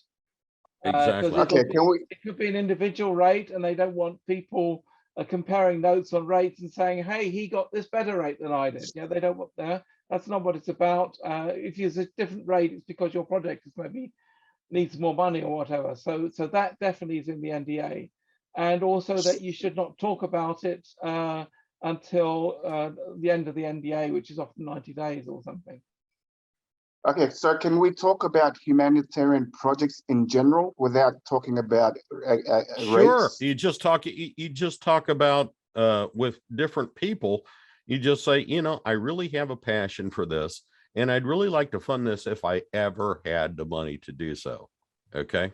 Or you can say you've been running a business and it's making a profit, and now you've got the money to Exactly. Now Yeah. you have the money to be a philanthropist. yeah, or you Okay. won the money on the horses or something. Mhm. Great. You've answered my second question. My last question is, there's talk about off-planet beings at the redemption meeting. I mean, Yes. for me, I feel kind of comfortable if it's a benevolent being rather than a malevolent being. I guess angels. I'm talking about angels. So any I think they're guess going to be Palladians who are going to be there, who Palladians, look yes. very human-like. They're just pretty tall. Mhm. So probably the tallest person in the room will be the Palladian. Okay. Thank We you. don't know for sure. Okay. We don't know for sure. Yeah. But Sure. we have a strong inkling it's going to be Palladians. Yes. Okay. Thank you. All right. Thank you, Matthew. All right. Dave Morton, the immortal M, is back. Hello, Dave.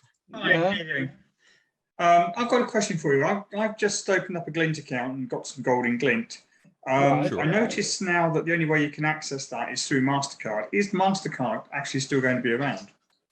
I should think so, because MasterCard is just a payment processor. Is this why a lot of the institutions are no longer accepting Visa and only accepting MasterCard?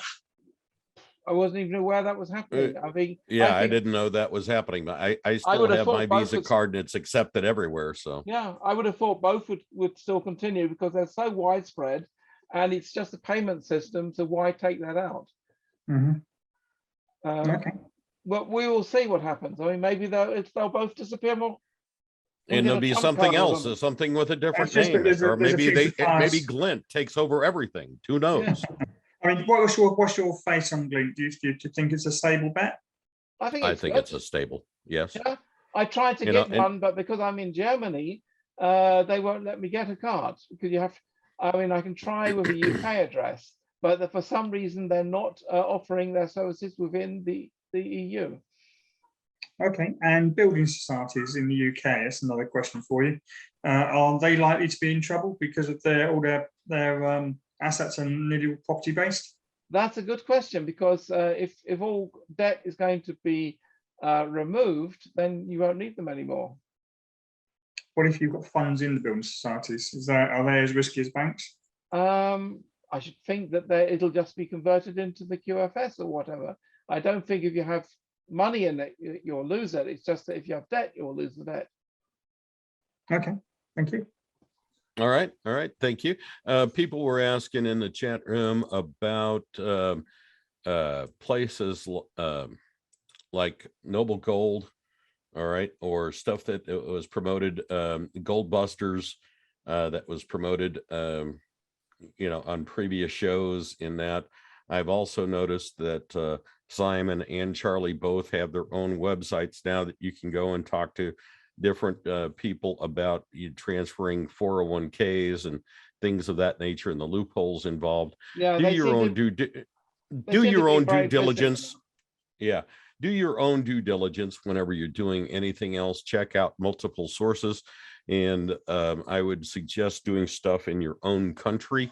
If you're in the UK, do business with the people in the UK that know about that stuff. If you're in the United States or Canada, do business with those countries, or in Sweden or wherever. But there are several companies out there that know how to maneuver 401ks and things of that nature around to get them into precious metals and whatnot. We're not financial advisors, but do your own research on that type of thing. Okay. But that's our comments on that. Colette Divine. Hello, Colette.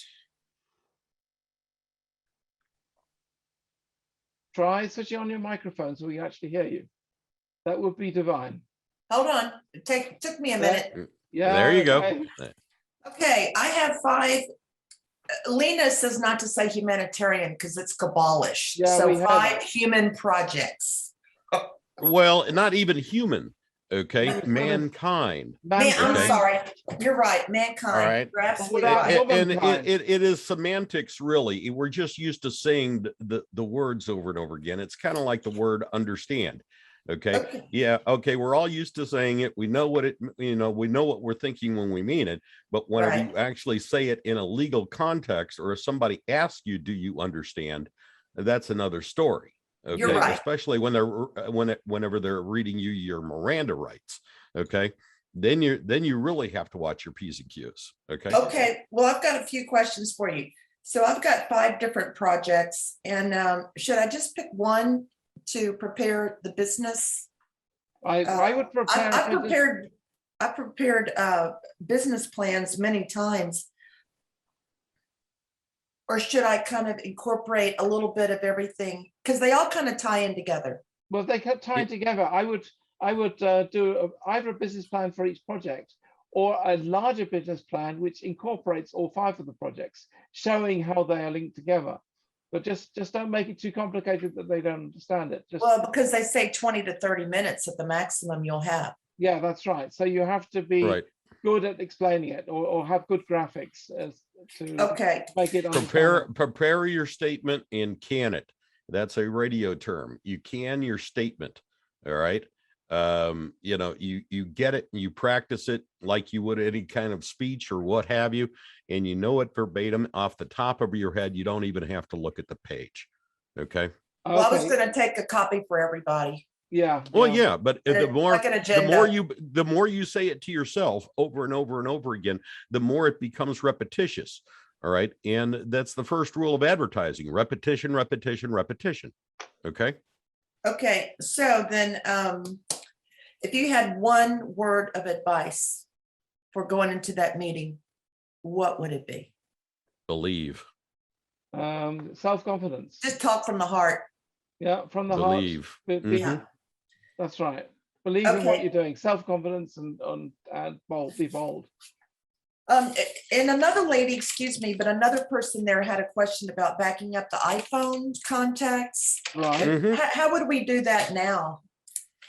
I have an iPhone. I have everything. And I understand it's not going to work after the EBS. All right. So the computer that you're using, all right, do you have iTunes loaded onto your computer? I believe so, yes. Okay. Whenever you do, have you done a sync and restore of your phone to your computer and backed it up to the hard drive, not to the cloud, but to the hard drive? Because whenever you hook your phone up to a computer that has iTunes loaded on it, it will ask you if you want to sync it with the cloud or if you want to back it up to the computer. You want to back it up to the hard drive on your computer, not to the cloud. Okay. Okay. Back up my contacts from my phone to my computer. Back up everything on your phone to your computer, not just to the cloud, but to the computer, to your hard drive. It should ask you to do that. If it doesn't, you have to go into the settings of iTunes in order to tell it to back up to the hard drive. Okay. Okay. And then I would back it up in 2 different places. I would back it up to the hard drive on the computer, and then also have an external hard drive that's off of the that's off of the Apple system. Okay. to back it up to that hard drive as well. I have an Okay. external hard drive and I also use carbonite. Yeah. Yep. What I use is this. This is an external Blu-ray player, and I've put each project. You can get 50 gigabyte or 100 gigabyte discs, and that's normally large enough for a project. So I just burn the stuff onto a Blu-ray disc, and and then you've got a good secure backup. And the discs cost $1 or something a disc. They're not expensive. And so I that's where I put a lot of my projects. When Right. the project is finished and I want to archive it, I just throw it on a disk. It takes an hour or two to save, okay, but then I can delete it off my computer. When if I ever need it again, I just get the disk out. Now, whenever we're talking about, downloading to your computer or downloading from the cloud or whatnot, you can use whatever backup system that you want, as long as it will hold it, whether it be a Blu-ray, whether it be a jump drive, whether it be just a regular external hard drive. You can do it many different ways. All right. It's just your preference. All right. And whether or not you have enough storage space on whatever you're putting it on to hold everything. That's it. Thank you, Billy. Just one last question. After the EBS, how are we going to find y'all, or you're just going to send us emails and continue business as usual after all the Emails, Telegram, forum, carrier pigeon, message in a bottle, however we can do it. Are y'all on Signal? Are you guys on Signal? Yeah, we're on Signal, but the forum is also on a server I run. So we got our own web server. We're not dependent on any of the big guys to run the server. And so I think the forum should still be there on the new system. So in your website, GESARA, NESARA, QFS.com. Yeah, that's okay. right. And it costs extra for the forum, is that right? Only if you want to subscribe to the videos. To just be a member of the forum, to be able to take part in the communications, is free. It's the subscription is when you want to join these live seminars and watch the videos. Okay. Okay. All right. So thank you both very much. All right. Thank you, Colette. Jack Petleski. I keep getting that name wrong. Petleski. Thank you. Jack, you there? I'm here. Hang on. There we go. Hey, Jack. Hi, Jack. All these people in cars, yeah? Is that supposed to be a Vulcan greeting? Yeah. No, it's not two fingers. Okay, it's split between the that would be better, yeah. Yeah, exactly. That's live long and prosper. Okay. That is for the freedom or peace sign. Yeah, it's hard to do unless you practice it a lot.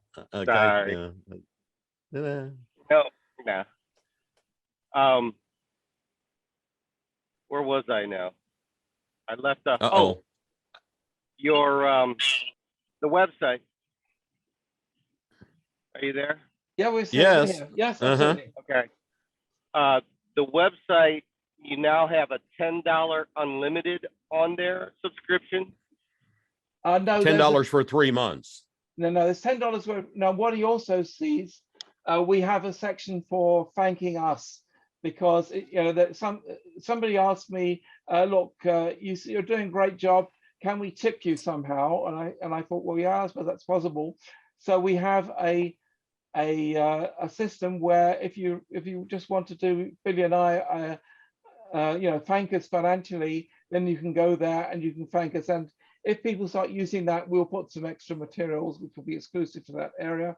But the idea is, the subscription pays the cost of what we're doing. But we don't make any money off of this whatsoever. Money, whereas money you give to that thing will be split 50-50 between me and Billy. And does that answer your question, Jack? That's what that's about. Well, the subscription, you got the $1 and the $1.50. Yeah. Yes. And then you got the $10. It said unlimited, but it looked like you just put that up. Has it changed now to something different? Yeah. No, that is a way of tipping us, of basically saying, Peter and Billy have done a great job, and we'd like to spend them a coffee or something, and then you can just tip us that way. That was the point behind that system, because people were asking us, how can we do that? So I thought, well, if people are asking us, so we might as well make something available. It's a donation button. You see, it's a donation button. Put it that way.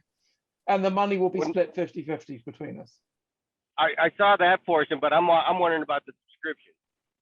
The subscription, it's up to 3 months you can subscribe now. It's 3 months for, we're not doing longer than 3 months because we don't know what's happening in 3 months. You know, we may be so busy in 3 months with our own special projects, okay, that that we may not be doing this anymore. Okay, right. or maybe just use this as a way of talking about our special projects moving forward and how we're all doing, just kind of catching up with each other. We got a nice little community going on here, you know, and we want to stay in contact with everybody as much as we possibly can. That's right. And maybe we can help share resources in the future. We don't know what we're going to be doing in the future, really. That's right. So that's why we thought, well, okay, we'll do 3 months for now, and after 3 months we will see what is happening. You know, because if we take money for 6 months or 12 months, then we have to do this job for 6 or 12 months, and who knows what we ought to be doing then, right? So that's why exactly. Okay. Now, when I subscribe to that, is there a limited amount of times I can watch the old? No, you can watch them. You can watch them as many times as you want. Yeah, the others unlimited. Sometimes I miss some things in the last one, and I got to go over my notes and make corrections and stuff. Sure. And that might take 2 times to watch it. You can watch it 100 times. So it doesn't matter. Once you have access to the videos, you can watch them unlimited the number of times. Technically, they're on Vimeo, and they're restricted to be only watchable on the website. But you know, there's no limit to the amount of times you can watch them. Appreciate it. Thanks, guys. You're welcome. Have a good day. Okay. All right. Thank you. All right. Monte Crypto. Hi, guys. Can you hear me? We can hear you. Sure can. Okay, good. Just a quick question on the Life app. Right. I think, Peter, you mentioned that you can charge the water up to 3 times. Is that correct? You can run the program up to 3 times, yes, to increase the effectivity of the. What you're doing is you're changing the water from H2O to H3O2. Now, the more water you have, the more light you need to do that. So, you know, one treatment is designed for about a glass of fluid. But if you have, say, more water, or if you want it to be even stronger, have an even stronger effect, you can run the program up to 3 times. That's what we're saying. Okay, so you can then go ahead and run the program 3 times, let's say, on just a glass of water. Yep, you can do that. Okay, now beyond that doesn't make any sense. You know, you'll have changed all the water by then. It makes no sense. And what we also recommend between the times you charge it is to stir the water anti-clockwise, or to the left, as some people say. Yes, that was my question, because I did see that on the video that you have on the website. So I just wanted to make sure. So we just use a spoon or something like that just to stir it to the left. That's right. That's right. Okay, very good. That was all. That's all I needed for today. Thank you. You're welcome. All right. Thank you, Monty. All right. Donna. Hello, Donna. We get to see Donna today. Maybe we can see her. Maybe we can see her. That would be great. There's Donna. There she is. You just got to unmute. Yeah. Whenever I hear the name Donna, I think of the movie Mamma Mia. Yes. Exactly. Hi. How's it going? Yeah. Fine. Okay. Doing good. Yeah, I had a couple questions. I have $150 trillion in ZIMS, and a couple of projects. Did you say that the first $30 million goes in my pocket? Basically, Yes. but you may not get it in one go. You may get it over a period. Okay, Right. and then potentially my project could go up to the $150 trillion mark. I don't have anything that big. Well, but- I don't think it'll go that high, but they're free to set an exchange rate to the amount your project needs. So what happens is what you define in your project as your financial needs is probably what you'll get. Think big. Think Yes, big. So and I think am. so you can expand and think about expanding and think about what it's going to cost the next 10 years to run your project. Because the more you ask for, the more you could get. Yeah. Oh, fantastic. Yeah, I'm on the same line as Billy to create like a compound with training, housing, etc., and then duplicate it. Right. Well, yeah, there you go. Maybe we can compare notes and whatnot and team up. What state are you in, Donna? I'm in Virginia. You're in Virginia. Okay. Well, me and the person who was ringing my phone just a little bit earlier was Dr. Q from Dr. Q's Boombox on Telegram, which I quote an awful lot. And he's on the western side of Missouri. I'm on the eastern side. And we're combining our projects together to work here in our home state of Missouri, and then branch out from there. Okay, so he's probably calling me, selling. We got the project. I got the stuff for you. Let's get it all together and let's talk about it. So, absolutely. he forgot that I was on the Zoom call right now. Yeah. On that note, Billy, you mentioned your site to where you have a meeting. A separate meeting that you tell on Wednesday. Yeah, on Wednesday or Monday nights, I do a deep dive into history and talk about conspiracy theories and things of that nature. I'll put the link back up in the chat here. Okay. Okay. And what platform is it on? Telegram. Oh, okay. Because I tried to find, man, Telegram confuses me sometimes, but that's okay. Yeah, I'm sending the invite link. This is my chat room, not the main channel. Okay. Gotcha. All right. Another call coming in? Yeah, everybody's trying to call me all at once here. I'm like, guys. Yeah, it happens to me sometimes I get calls and I have to just block them. I generally put my phones on sleep mode or do not disturb mode for these. I forgot to do that today, Besides that, I have to stay in constant contact with my nephew. So fantastic. All right. Yeah. And any other questions? Yeah, yes, go ahead. Real quick about the dong. I also have 13 million in dong, and you're saying the return value is 2.5. Does that mean I multiply 13 million by 2.5? That's what it sounds like, yeah. That's what it sounds like. Yeah, that's hearing what I've heard. 2.5, 2 to 2.5. So we don't know exactly or know when it's announced, but okay. Right. Either way, it's pretty good. Very good. And if I when I get this money, when I get this money, do I have to have a project for this? Not for the dong, no. The money not for the dong and dinar, no. Dong and dinar is just for the Zim. Just for money exchange. Okay, and my next question would be to get a better exchange or the proper exchange on dong, do I need to justify how I'll be spending my personal money? No, it's a straight money exchange. You take your money in, you get the new money probably on a debit card, which will be digital, and then you can go and buy yourself a car or whatever you need. Right on. Dear Lord, that's a lot of money. So yes, it is. It's going to be a great car, but you buy yourself a nice house as well, and get yourself a year's supply of food. Right on. I'm gonna buy my mom a house. That's my first thing. Wow, that's great. I'm sure she'll love I have to get rid of my 14 cars that are not mobile at this point and buy me a house that isn't mobile either.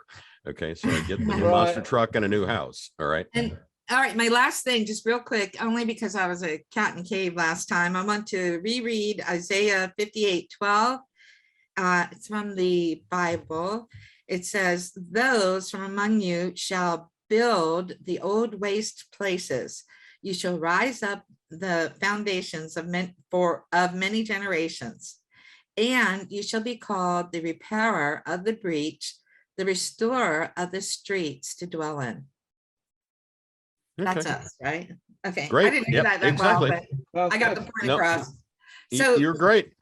Yeah, my last thing I'd like to say is that God is good every day, and thank you too for this opportunity. I think you guys are fabulous. Thank you. All right. Thank you, Donna. Appreciate it. All right. Rita Frate.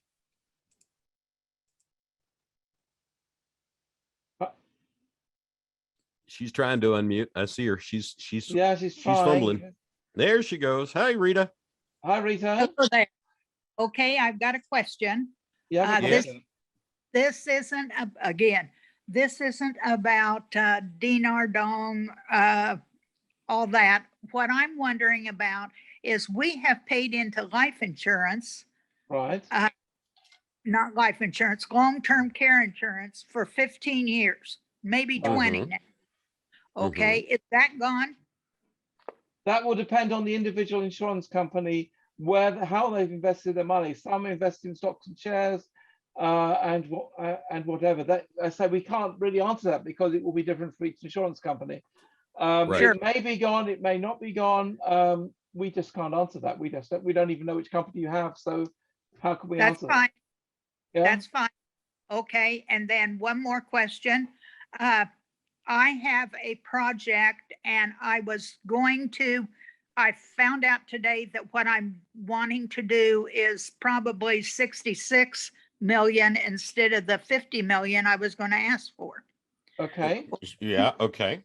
That's why I always say exaggerate what you need, because you can right. always have So too instead much, of but if you 50 don't have million, enough- tell them you want 100 million for your project. That covers the 66 million that you think it's going to be. That's right. Okay. But there are always going to be unforeseen costs.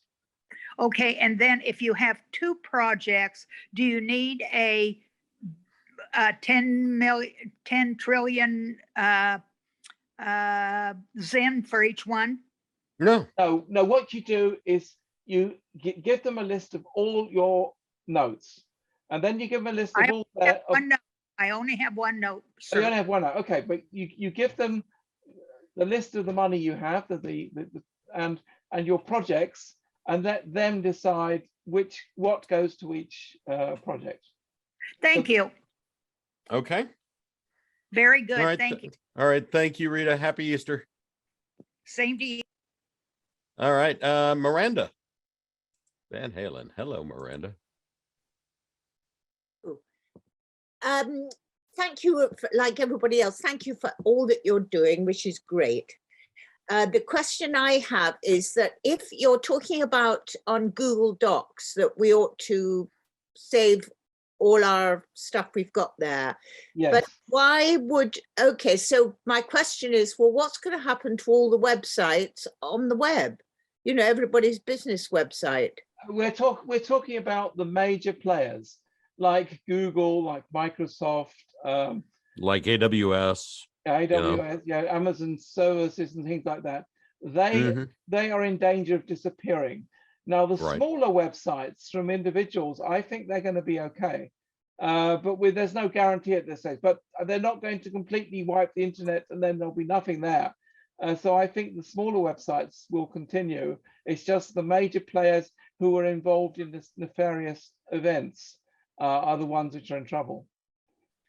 I heard a rumor that, I mean, this is just what people say, but who knows, but that they would be, because they are, for example, Amazon, it's such an enormous part of life, it would be taken over by good guys.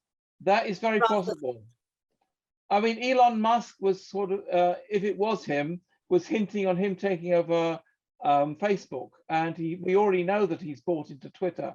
So if a good guy like Elon Musk were to take over these projects, then maybe they can continue, or they kick out the bad guys and then get good guys to continue the projects. I would have no trouble with that.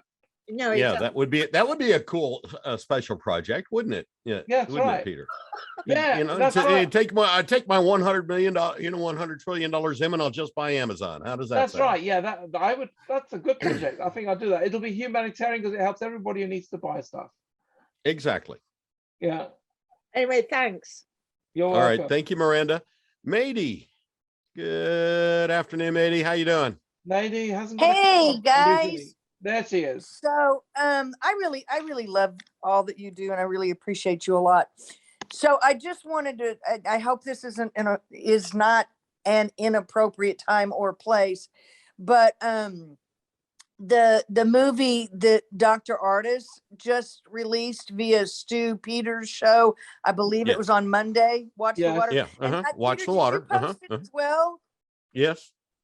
Okay, We've you guys watched it. posted Yes, it as well. we've definitely seen Okay, it. I'm sorry, but also he did Stu Peters did a follow-up with, I believe her name was Dr. Love, with a lot of the documentation, because I sent that around the first video around, and some people were like, oh yeah, right. Well, when you see the documentation, well, I didn't have to see the documentation because, like, I live here in Dallas. I know, and I'm a retired RN, so I know Dr. Artis, and I know what he's saying is freaking spot on. I have goosebumps. Just the minute I heard it, I just went, wow, that finally makes sense. Why the dog, why the apple, why the table, why everything was testing positive, because the damn water, it's in the water. Yeah. Yep. I just, that blew my mind, and it makes so much sense.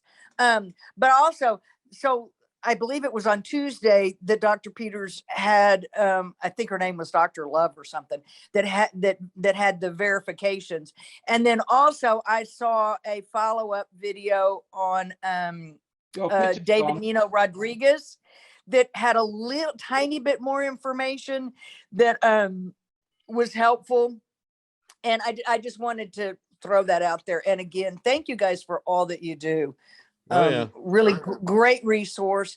And this humanitarian project it's really pretty overwhelming. So you guys have brought it down to some pretty bite-sized pieces, and it's just a godsend to have you. So thank you. Yeah. All right. Thank you, Madie. You know, right. whenever you talk. Carry on. But yeah, we did this video on humanitarian projects because we saw the other team, for example, were not doing such a video. And we thought, well, you know, this is something which needs to be done to explain what you need to do and stuff. Exactly. All right. You know, but whenever you're talking about that, Madie, and how everything has been put into our water, I go back to, again, I take a lot of truths from movies. All right. If you remember Batman Begins, okay. All right. And Scarecrow putting all of the stuff into the water and then vaporizing it, okay, in order to poison all of Gotham City. Same premise. Okay. Same thing. Yeah. Same premise. They have to tell you first. But thank you for pointing that out. Appreciate it. Well, right. and the thing I liked the most about Dr. Artis's the documentary was how he really went back and looked for the meanings of the words. And and I was born and raised Catholic, and I no longer participate with those people. But you know, when that's all you know, that's all you know. So God bless them for their devoutness and all that. But when you go back and look at the meaning of the words and how they relate it, and then you think about Charlie going certificate of vaccination, everything has double meanings and all that. And it's just like, my mind was exploding. Yeah, it's really, it can be a little overwhelming, that's for sure. Yeah, right, and by the way, speaking of Catholics, they have a thing, and I have an aunt and uncle who passed away now, but they were both knighted as Knight and Lady of the Holy Sepulchre, and they were flown to the Vatican and all that. And whenever there were special occasions at the church, I don't remember what the men wore, but the women always wore these long black robes with these veils. And it was really, I mean, talk about spooky. And if I had been a little child, it would have scared the ever loving hell out of me. Because as an adult, it's scary. But when you think about all that occultism, it's like, ugh. But anyway, that's right. Well, it's not occultism, because that just means hidden knowledge. What it is pure evil.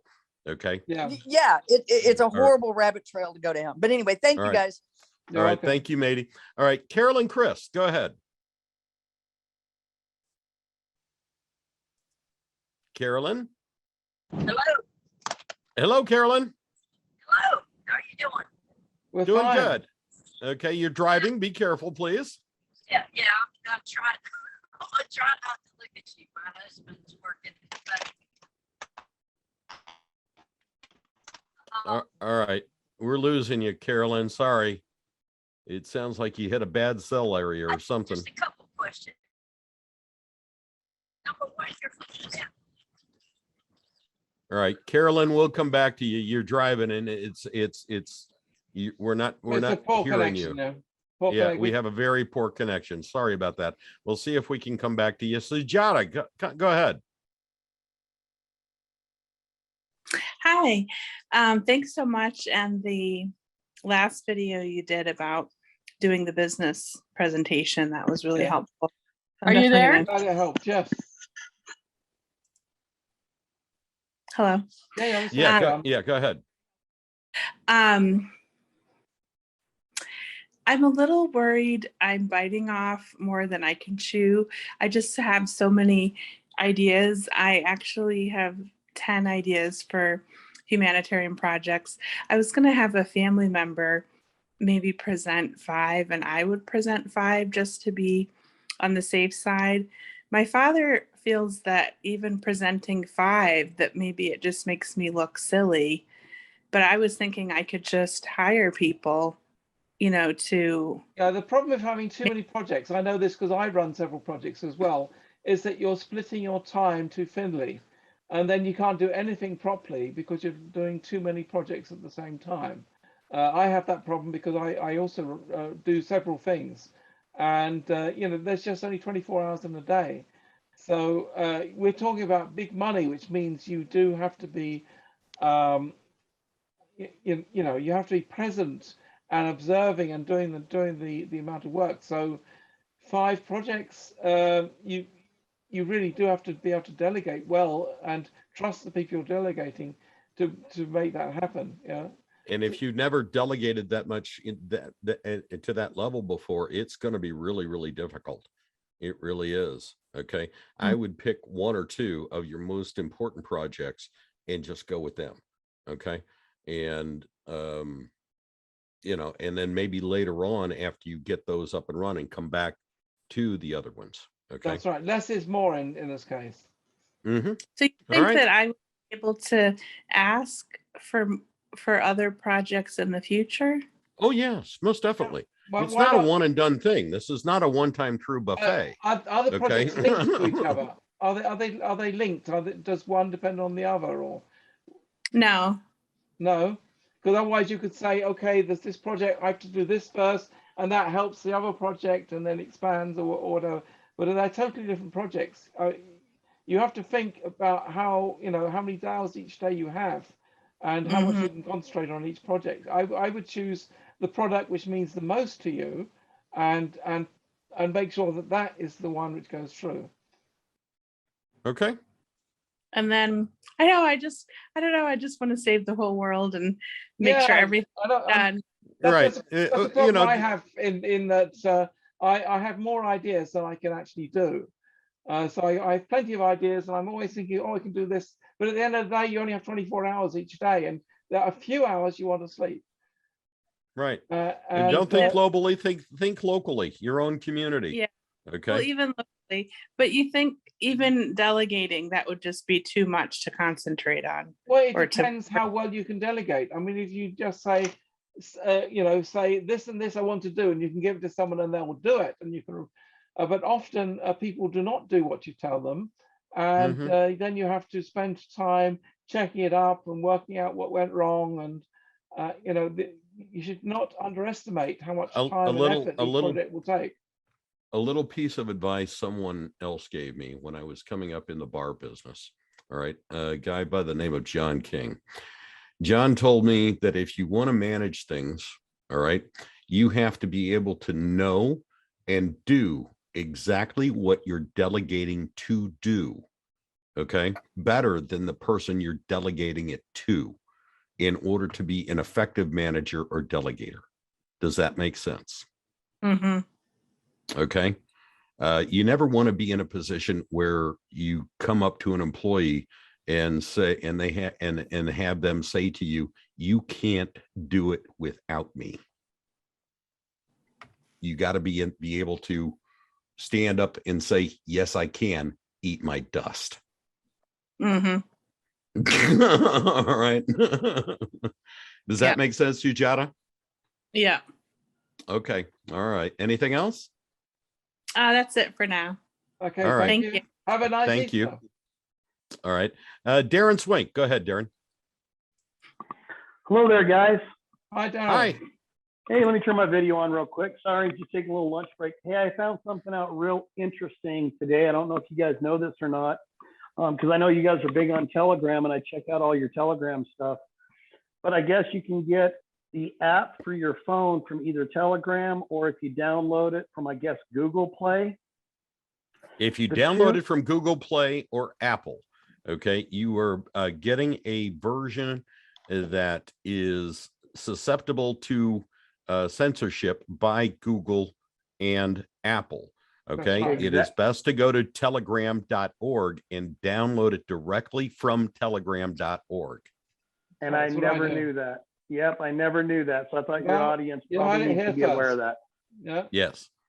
Yeah. Yeah. So anyway, I just wanted to make Google- sure your audience knew that. Yep. Okay. Got it, Darren. Thank you very much. Appreciate it. Yeah, Right. happy Easter.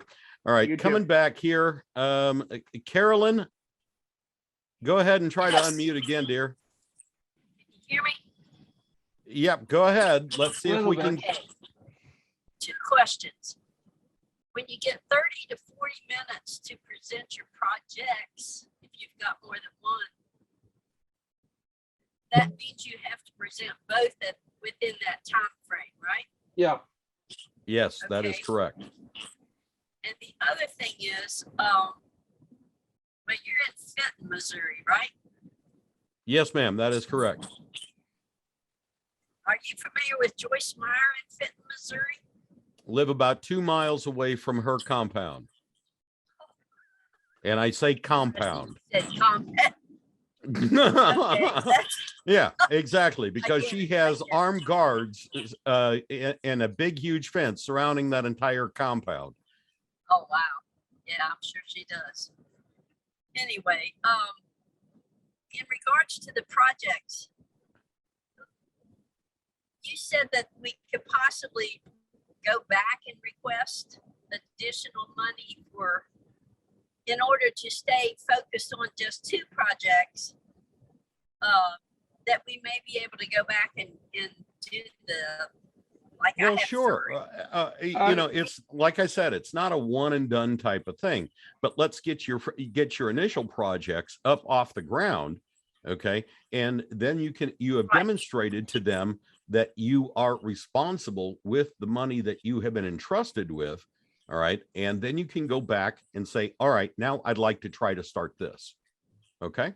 Yeah, but on the other hand, the whole point of a business plan is that you forecast your financial needs for the future. So if you have to go back and ask for more money, then your business plan was missing. That's why I always say ask for more than you think you'll need, because there's always going to be, financial items which you just have not taken account of. Okay. So it's not far-fetched to think ahead 20, 30 years? No, 100 years. No, even. not at all. You know, my project, I plan on funding for 100 years. That's right. Okay, all right. Because your project Think is going to big. be beyond you, even if you think you're not going to be around in 100 years, but your project should still be there, just maybe even if 100 people are running it.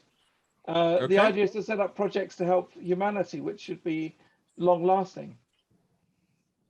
Okay, so is that something, do you need that in your plan of who's going to take it over? Like I'm Well, I mean, you 70, want so- to teach somebody, or that would be something that you would need to teach somebody. Oh, Okay. absolutely. You know, in order to take over and help you manage things. Sure. Okay, all right, that's good. I appreciate right. it, guys. All right. Thank you, Carolyn. All right. Thanks for coming back. And we've gone through most everybody. Now we're coming back. We're circling back to a few people. Grant, go ahead. Let me just give a few people a few things to think about. I'm a chemical engineer. I think I can still spell that on a good day. Right. I've been in the manufacturer's rep for 40 years. I've sold a lot of equipment and projects that are a minimum of 30 years life cycle, minimum. Mm-hmm.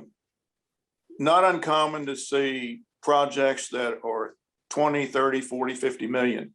Those are not run by one individual. It's a team. Oh, yeah. It's money managers. And if you folks are not ready to get or have a money manager, I would seriously recommend you do. Secondly, anytime I've given presentations, and I've given a lot of PowerPoint presentations over the years, the ones that are longer, and when I was younger, I had the blah, blah, blahs, PowerPoints. I got over the years, especially about the last 10 years, where I may have a 40-page PowerPoint presentation, 2 pages. And when you went in, and I'm talking about going to big companies, Black and Beaches. Well, you're in St. Louis. That's over in Kansas City. I've gone into some of these meetings with 30 or 40 people, and I'm not trying to be boisterous. I'm just saying I got their attention and kept their attention better. And usually after lunch, when I kept it down to 2 or 3 pages, and then got into Q&A. Yep. Question and answers. I can't encourage you all enough not to overthink this initial visit. If you think you're going to get this money off of one visit, you better think again. When you start talking 30 million, 40 million, $60 million, that's a lot of money. I've had projects that to be a $60 million project has gone through probably 5 years worth of review just to get to that point. So this is serious business we're getting into. And if you're trying to do this without a money manager, you will fail. Not if, you will fail.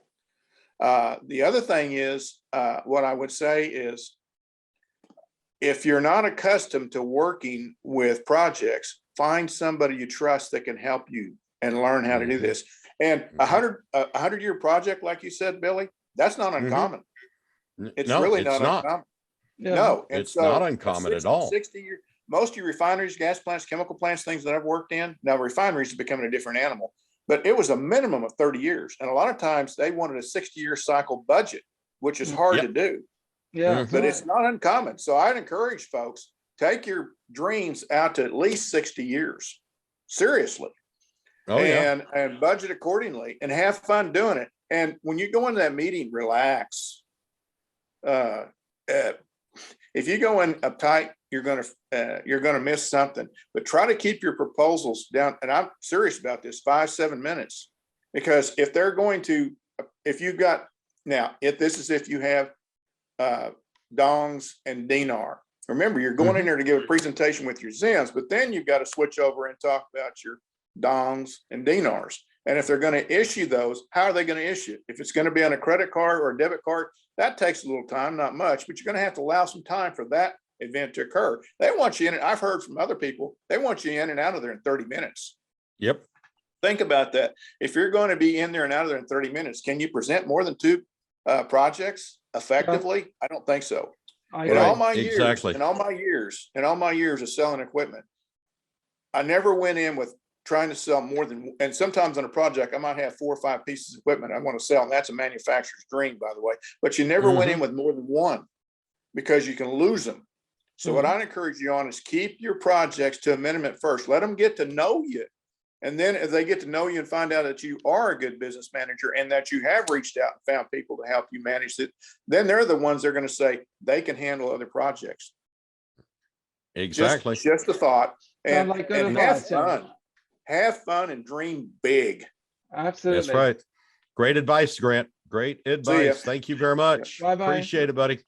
All right. Good evening. All right. Coming back to Colette. We got time for a few more here. You changed your name.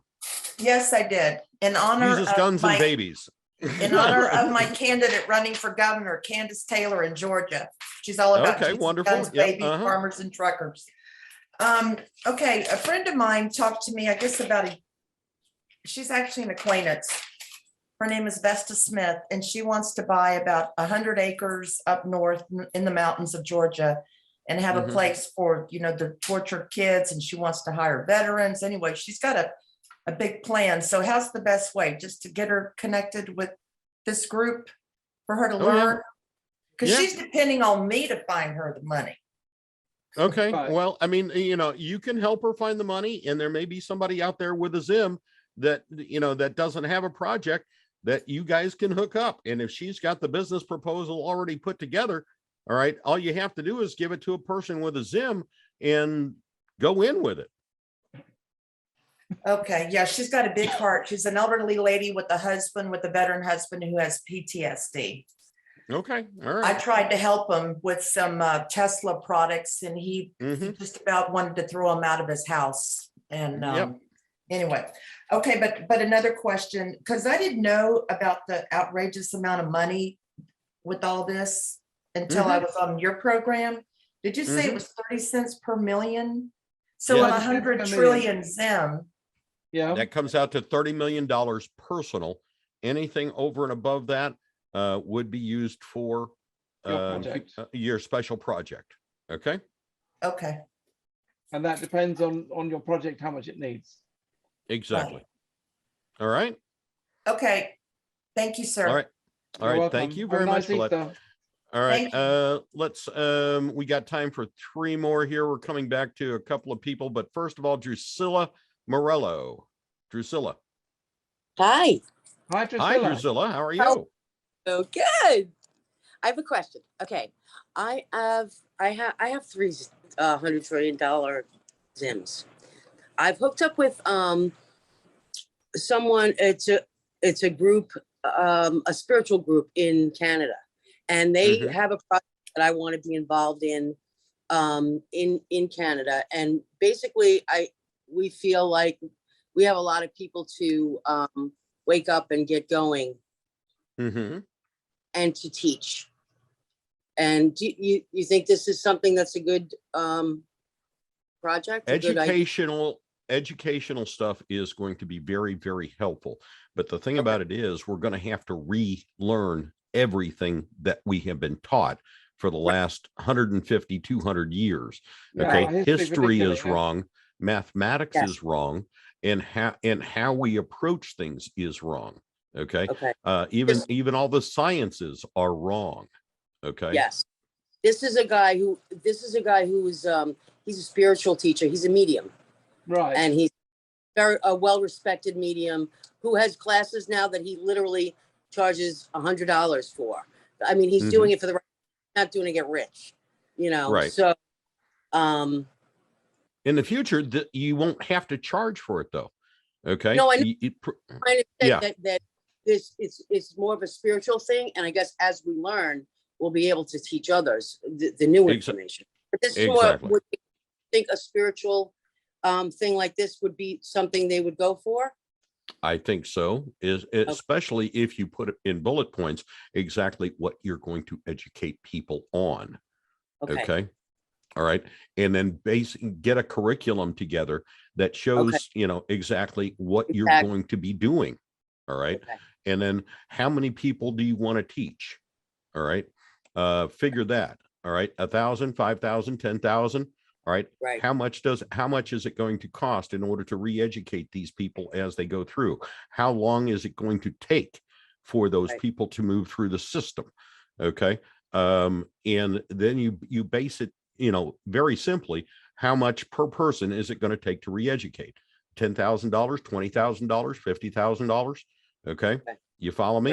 All right. Yes. And are they going to have to come to you, or is this something that they can do online? All right. If they're going to have to come to you in order to get re-educated, are you going to provide food, housing, things of that nature in order to get these people re-educated? You follow? Yes. Yes. Okay. I Does, think there'll be does that all make sense? Absolutely. Absolutely. Thank you. Okay. That's great. Thank you very much. All right. Okay. All right. Thank you, Drucilla. All right. Going back, Sandra McCurdy. Well, she disappeared Hi, again. Hello. guys. Hi, Sandra. Hi, I'm back. Last time I talked to you guys, I had so much on my mind, I didn't even know what to say. I was so confused as to what to come across with and what to even ask you. I have quite a few people who are interested in doing projects with me, and they don't have any Zims, and I do. Right. So you just listening to you guys now, you were telling me, you were telling everybody that that would be something of interest to these paymasters. Yeah. Yes. Okay. So that's a good thing to have these other people, and you're talking about, because I know you were saying something about the NDA and not to be speaking too much. Yeah, but that's Right. the NDA is going to be about how much not saying how much money you got, that kind of thing, what exchange rate. But it's fine to talk to these people about the project because that's what you have to do. So you just say we have a budget, but don't tell them how much, sort of thing. But remember, whenever you're going into this thing, okay, into your appointment, like Grant said, you don't want to have more than one or two projects that you really want to get into, because you're going to have to be the one that manages these projects. Okay. Or at least be able to hire people who can manage these projects. Don't split yourself too many ways. Well, which leads me to the other thing was that I was originally wanting to do a MedBed retreat, a rural MedBed retreat. And what I was going to do was to have family stay and be able to be with their family, whoever's being cured, whoever's being healed. And that I was going to create like a natural environment of, cute cabins or something for family too, because you know how it is when you go to the hospital and you sit in a room, and the family is even more distressed because they're just sitting there waiting, to hear the news of their loved one. And so to be out in a natural, kind of cabin setting and just sort of de-stressing themselves as well, I thought maybe I could incorporate that into this MedBed retreat. And then you guys were saying MedBeds were not a thing, like that it was going to be organized by the military. So my idea has kind of evolved from removing the MedBed idea to kind of doing like because I know veterans are going to be very important with the MedBeds and that. So I thought, well, these veterans have been treated so terribly, and the elderly. Well, let me interject something to you. Let me interject something to you. All right. Go and look at the project that the Stephen Stiller Foundation is doing down in Florida. Okay. They are putting an entire community together that is called the Just Do Good Project for veterans, where they're building an entire community. All right. For veterans, housing, everything that is designed to do nothing but help veterans with PTSD, with disabilities, to things of that nature. And maybe you can copy that or get involved with that and do it in other states. They're doing it down in Florida. All right. And then copy that and move it to other areas. You follow? And if I can interject, the MedBed treatment themselves, what happens is the first time you go there, they just scan you and then they talk to you and say, what treatments do you need? Do you want a longer nose, or do you want your eyesight improved? Whatever. In other words, the first time is going to be basically planning the thing. You go in there, you lie in the bed for maybe half an hour while it scans you. I don't know how long it takes. And then 2 or 3 weeks later, you come back after they've done all the preparations and programmed the device and whatever, and you just lie in this bed, or something, depending on if you've got back problems and you have to stand up. But basically, the treatment is going to be about 20-30 minutes, and then you're done. Yeah. So we're not talking about people being in there for days or weeks. We're talking about 2 outpatient appointments. Exactly. Okay. Right. All right. Okay, well, it kind of evolved then for me into this sort of sustainable community, self-sustainable community. Would it be okay if I was to build cabins for veterans to live in, and and other people too, the elderly and stuff like that, and families who want to and incorporate a water park, incorporate a water park, a float, a floating thing, that does it. Incorporate a dog park too. All right. Incorporate, other things that go along with those styles of communities. No, like I make them self-sufficient. Well, yeah, I was wanting more to like incorporate like organic food and hens and chickens and having some animals, and then good, that would sort of get the elderly out doing things as well. And I was thinking about, I don't know about this though, I was thinking that I would charge like a $500 a month to stay in one of the cabins, to live there or as they a do rent, work, make it low. or if they have certain skills, trade the certain skills for Trade it. Exactly. barter system. Okay. Exactly what I was You thinking. may Yeah. you may be getting enough money from the SIM bonds that you don't need to charge them. Exactly. Right. Okay. All right. It's just a gift. All right. Yeah. Yeah. And all you do is you create one community for 1,000, 5,000 people, or 5,000 homes or something like that, and then you take that model and you duplicate it somewhere else, okay, in another state or in another part of a same state. Expand, yeah, that's okay, right. Expand it out. Perfect. All right. I Okay. think I got it nailed. All right, let's go back to Drucilla real quick, and then we'll wrap it up. Okay, go ahead, Drucilla. I am back. Okay. I forgot to ask this before. About finding money management. Do you guys have any ideas? Because a lot of people, I spoke to a lawyer about this a while ago, and she thinks I'm nuts. So because lawyers are nuts because they're part of the bar association. I was looking into getting one a trust at that point. Anyway, but a lot of people don't believe that this is really going on. So how do I find a money manager? Do you guys have any? I would handle that after you've been to your appointment, because I think the world is going to change. We're moving to common law. We're moving away from statute law. So everything that the lawyers are telling you is based on their current understanding of the world, and where that's going to change. The legalese speak. That's right. The legalese. We think it's been made very clear we do not need a trust when we go to the meeting. Okay, good. So when you're there, you can then discuss, because you can put it in a trust first of all in the QFS until other arrangements are made. So you don't need a trust when you go to the meeting. That can be arranged afterwards, after you know where you're at. Okay. Well, can I ask one other quick thing? Sure. Because I have 3 Zim. I have this one main project that I'm working on, but I want to help people that have been like the working poor. I happen to have a lot of me, and I mean 3 Zim. I don't need that kind of money. Do you know what I'm saying? So would I just let them? I mean, I have a list of people I just want to buy houses for. You know what I mean? And give it to them. So yeah. So sure. I mean, building houses and sheltering people, feeding people, giving fresh water to people and whatnot. That's all part of it. Sure. And food as well, because there's going to be a major food shortage. Exactly. Yeah.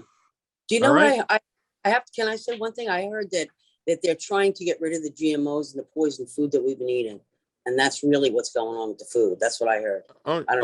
Yeah. There's a lot of GMOs and whatnot. It's better to grow your own organic or get organic from a farmer's market or something like that. Stay away from the GMO stuff. Over here in Europe, we're lucky that GMOs actually never really came here.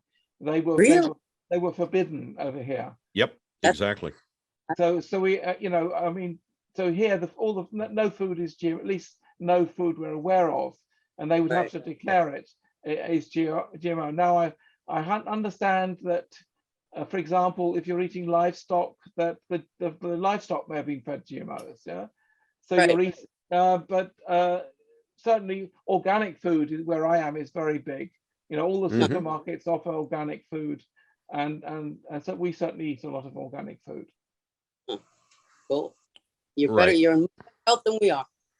Okay. All right. Thank you, Drucilla. Appreciate it. All right. Somebody queried in here about downloading from the original telegram.org. All right. First of all, you have to uninstall the thing on there, okay, on your phone or on everything first. All right, and then go to the Telegram group. I actually installed both. I actually have 2 Telegrams. When I downloaded the one from Telegram.org, it actually was there as a second Telegram, and they had different icons. Right. If you see an icon that is totally blue with a white arrow in it, that's the original telegram.org app. All right. If it has a white circle around the outside edge of the Telegram logo, then it is a Apple or Google Play downloaded app. Mhm. Okay. And also you can tell that in some groups you can't access them if you're on the Play Store version, whereas you can in Right. They won't let you post. They said this post is not is deleted we because can't even access the group, let alone yeah, post. exactly. All right. But Peter, we've come to the end of this particular episode. Any final thoughts, sir? Well, yes. First of all, we have Easter ahead of us, and Easter Monday I'm really looking forward to, because we're going to have quite a different show, very much more spiritual. And Gerd has written some fantastic stories in his book, and I'll be reciting at least one of them. And it's well worth coming to. Make sure you can get on that show, because I think it's going to be a really nice show. It's not going to be so much about money. It's going to be about your soul and what we're doing on Earth, how we got to Earth, the fact that our lives, that we were involved in planning our lives before we were reincarnated, even though we forget it. But there are certain markers which are there, which trigger us to do certain things when they happen. And in fact, it's quite fascinating that we reincarnate many times, and often we meet the same people also reincarnating. It goes into a lot of detail on that, and it's a fascinating book. You get the book if you can. We've given the link to the Telegram. I think it's only about $5 to $6 to download the Kindle version of the book, and we'll discuss it more on Monday. Exactly. All right. But thank you all for showing up today. We really do appreciate it.